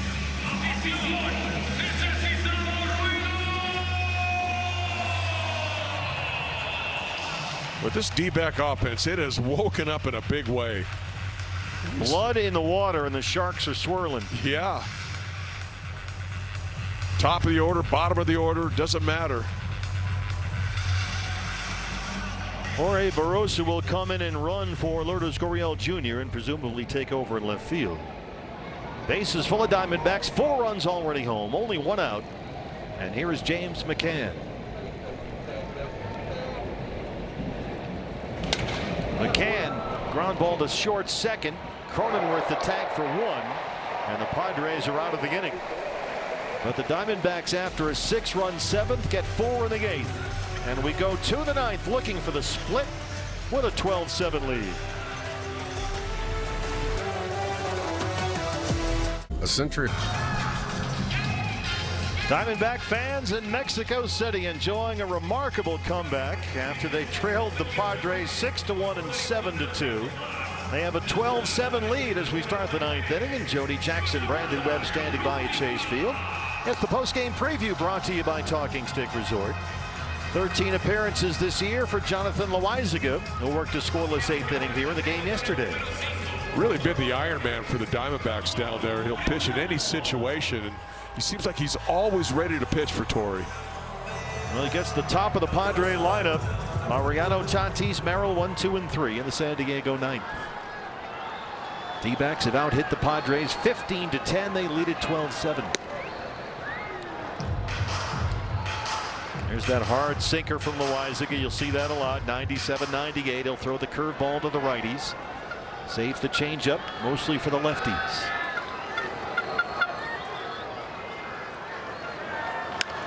Mariano not going away quietly. Up, he's fighting back. Hard hit, line drive to left field. Barossa out there after he ran for Gurriel. Just looking for outs in this situation. That run means nothing at first base. Tatis has walked and singled.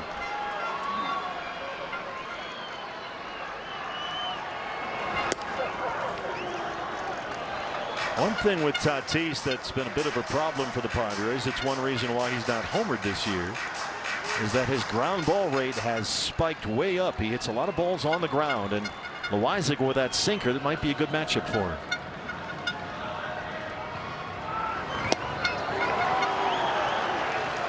With a change up to the right-hander that time. That had a lot of downward movement too. Oh, good pitch. A little over anxious on by Tatis.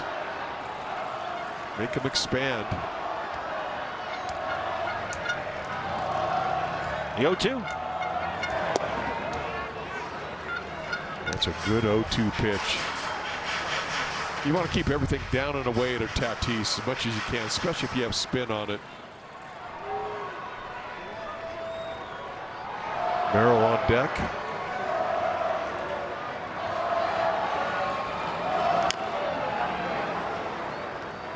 Just keep pounding that location.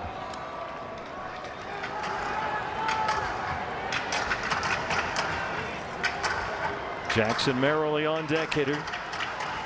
1-2 on Fernando Tatis Jr. Mariano at first.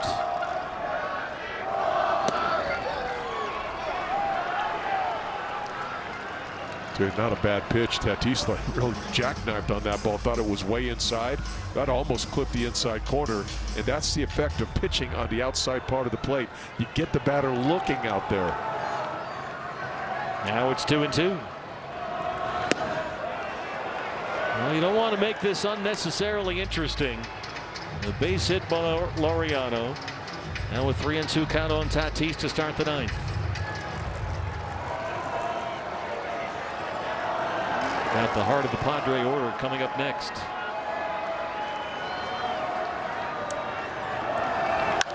Tatis lines it to right. Corbin Carroll near the line, and he's got it. Boy, what a jump by Corbin Carroll. Tatis sprays this ball slicing towards the right field corner, and Carroll gets a great look at this ball and a great first step and runs it down. That's a great play. And a big out for Loaisiga, who now faces Jackson Merrill, who has singled his last 2 times up.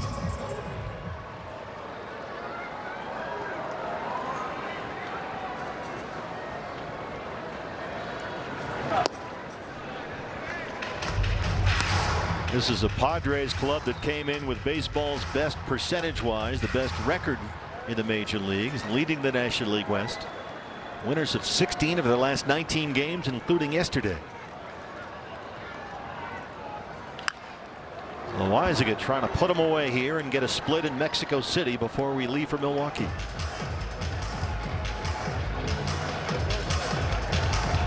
Just keep pounding the strike zone. There is activity in the Diamondback bullpen.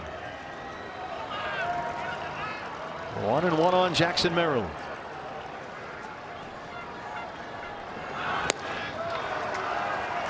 Boy, I tell you what, Candy, he really likes that changeup today. Right, left, doesn't matter. Man, that was a good pitch. I mean, that was right down the middle of the plate. They had him way out in front. Really fooled him. Machado has homered twice. He's on deck. Well, having that 5-run lead, it doesn't seem so bad with him on deck. Seems bad enough. That one will trickle foul. Stays 1-2. Another changeup from Loaisiga.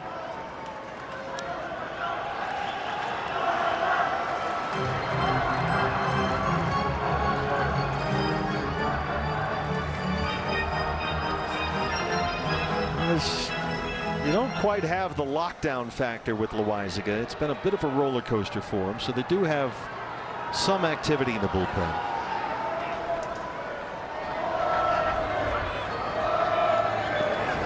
2 misses away. That's that running sinker. Paul Sewald was warming up earlier, and then when they got the big lead, they sat Paul down and Loizaga got up, but now Sewald is kind of stirring around out there. Milling around, one might say, the bullpen. Yeah, he should be loose. He's not throwing, but he looks busy. 2-2. In the air to right. Corbin is under it. Look out. The wind has got it. The same thing happened, Candy, on that Laureano fly ball where he had to come sprinting in from left field. Yeah. Corbin camped out under it. Suddenly the wind got it and blew it all the way back toward the infield. Yeah, I mean, watch his first step. He goes back. Look, he's going back. And now, oh, wait a minute. I got to get on the afterburners here and come in and catch that ball. And there's heavy cloud cover. It's basically a white sky above us right now with the wind gusting in from center. Every fly ball is an adventure. Yes, it is. So here's Machado, who has homered twice and knocked in 5 runs, and he's at it again. What a play! Nolan Arenado, and what a way to seal a remarkable Diamondback win. The 10-time Gold Glover has got it, and the D-backs have got the split in Mexico City. What a finish. What an incredible game. Nolan Arenado robbing his opponent third baseman Manny Machado on a sure double. What a play. It's a game the Diamondbacks trailed 6-1 and 7-2.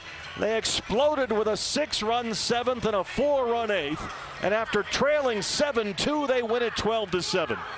I mean, this game's got about 3 storylines in there. It was incredible. The bottom of the order, fantastic. Top of the order, Vargas, outstanding. I mean, this is a whole team victory here. What a lift for this ball club, who had a complete collapse in yesterday's game.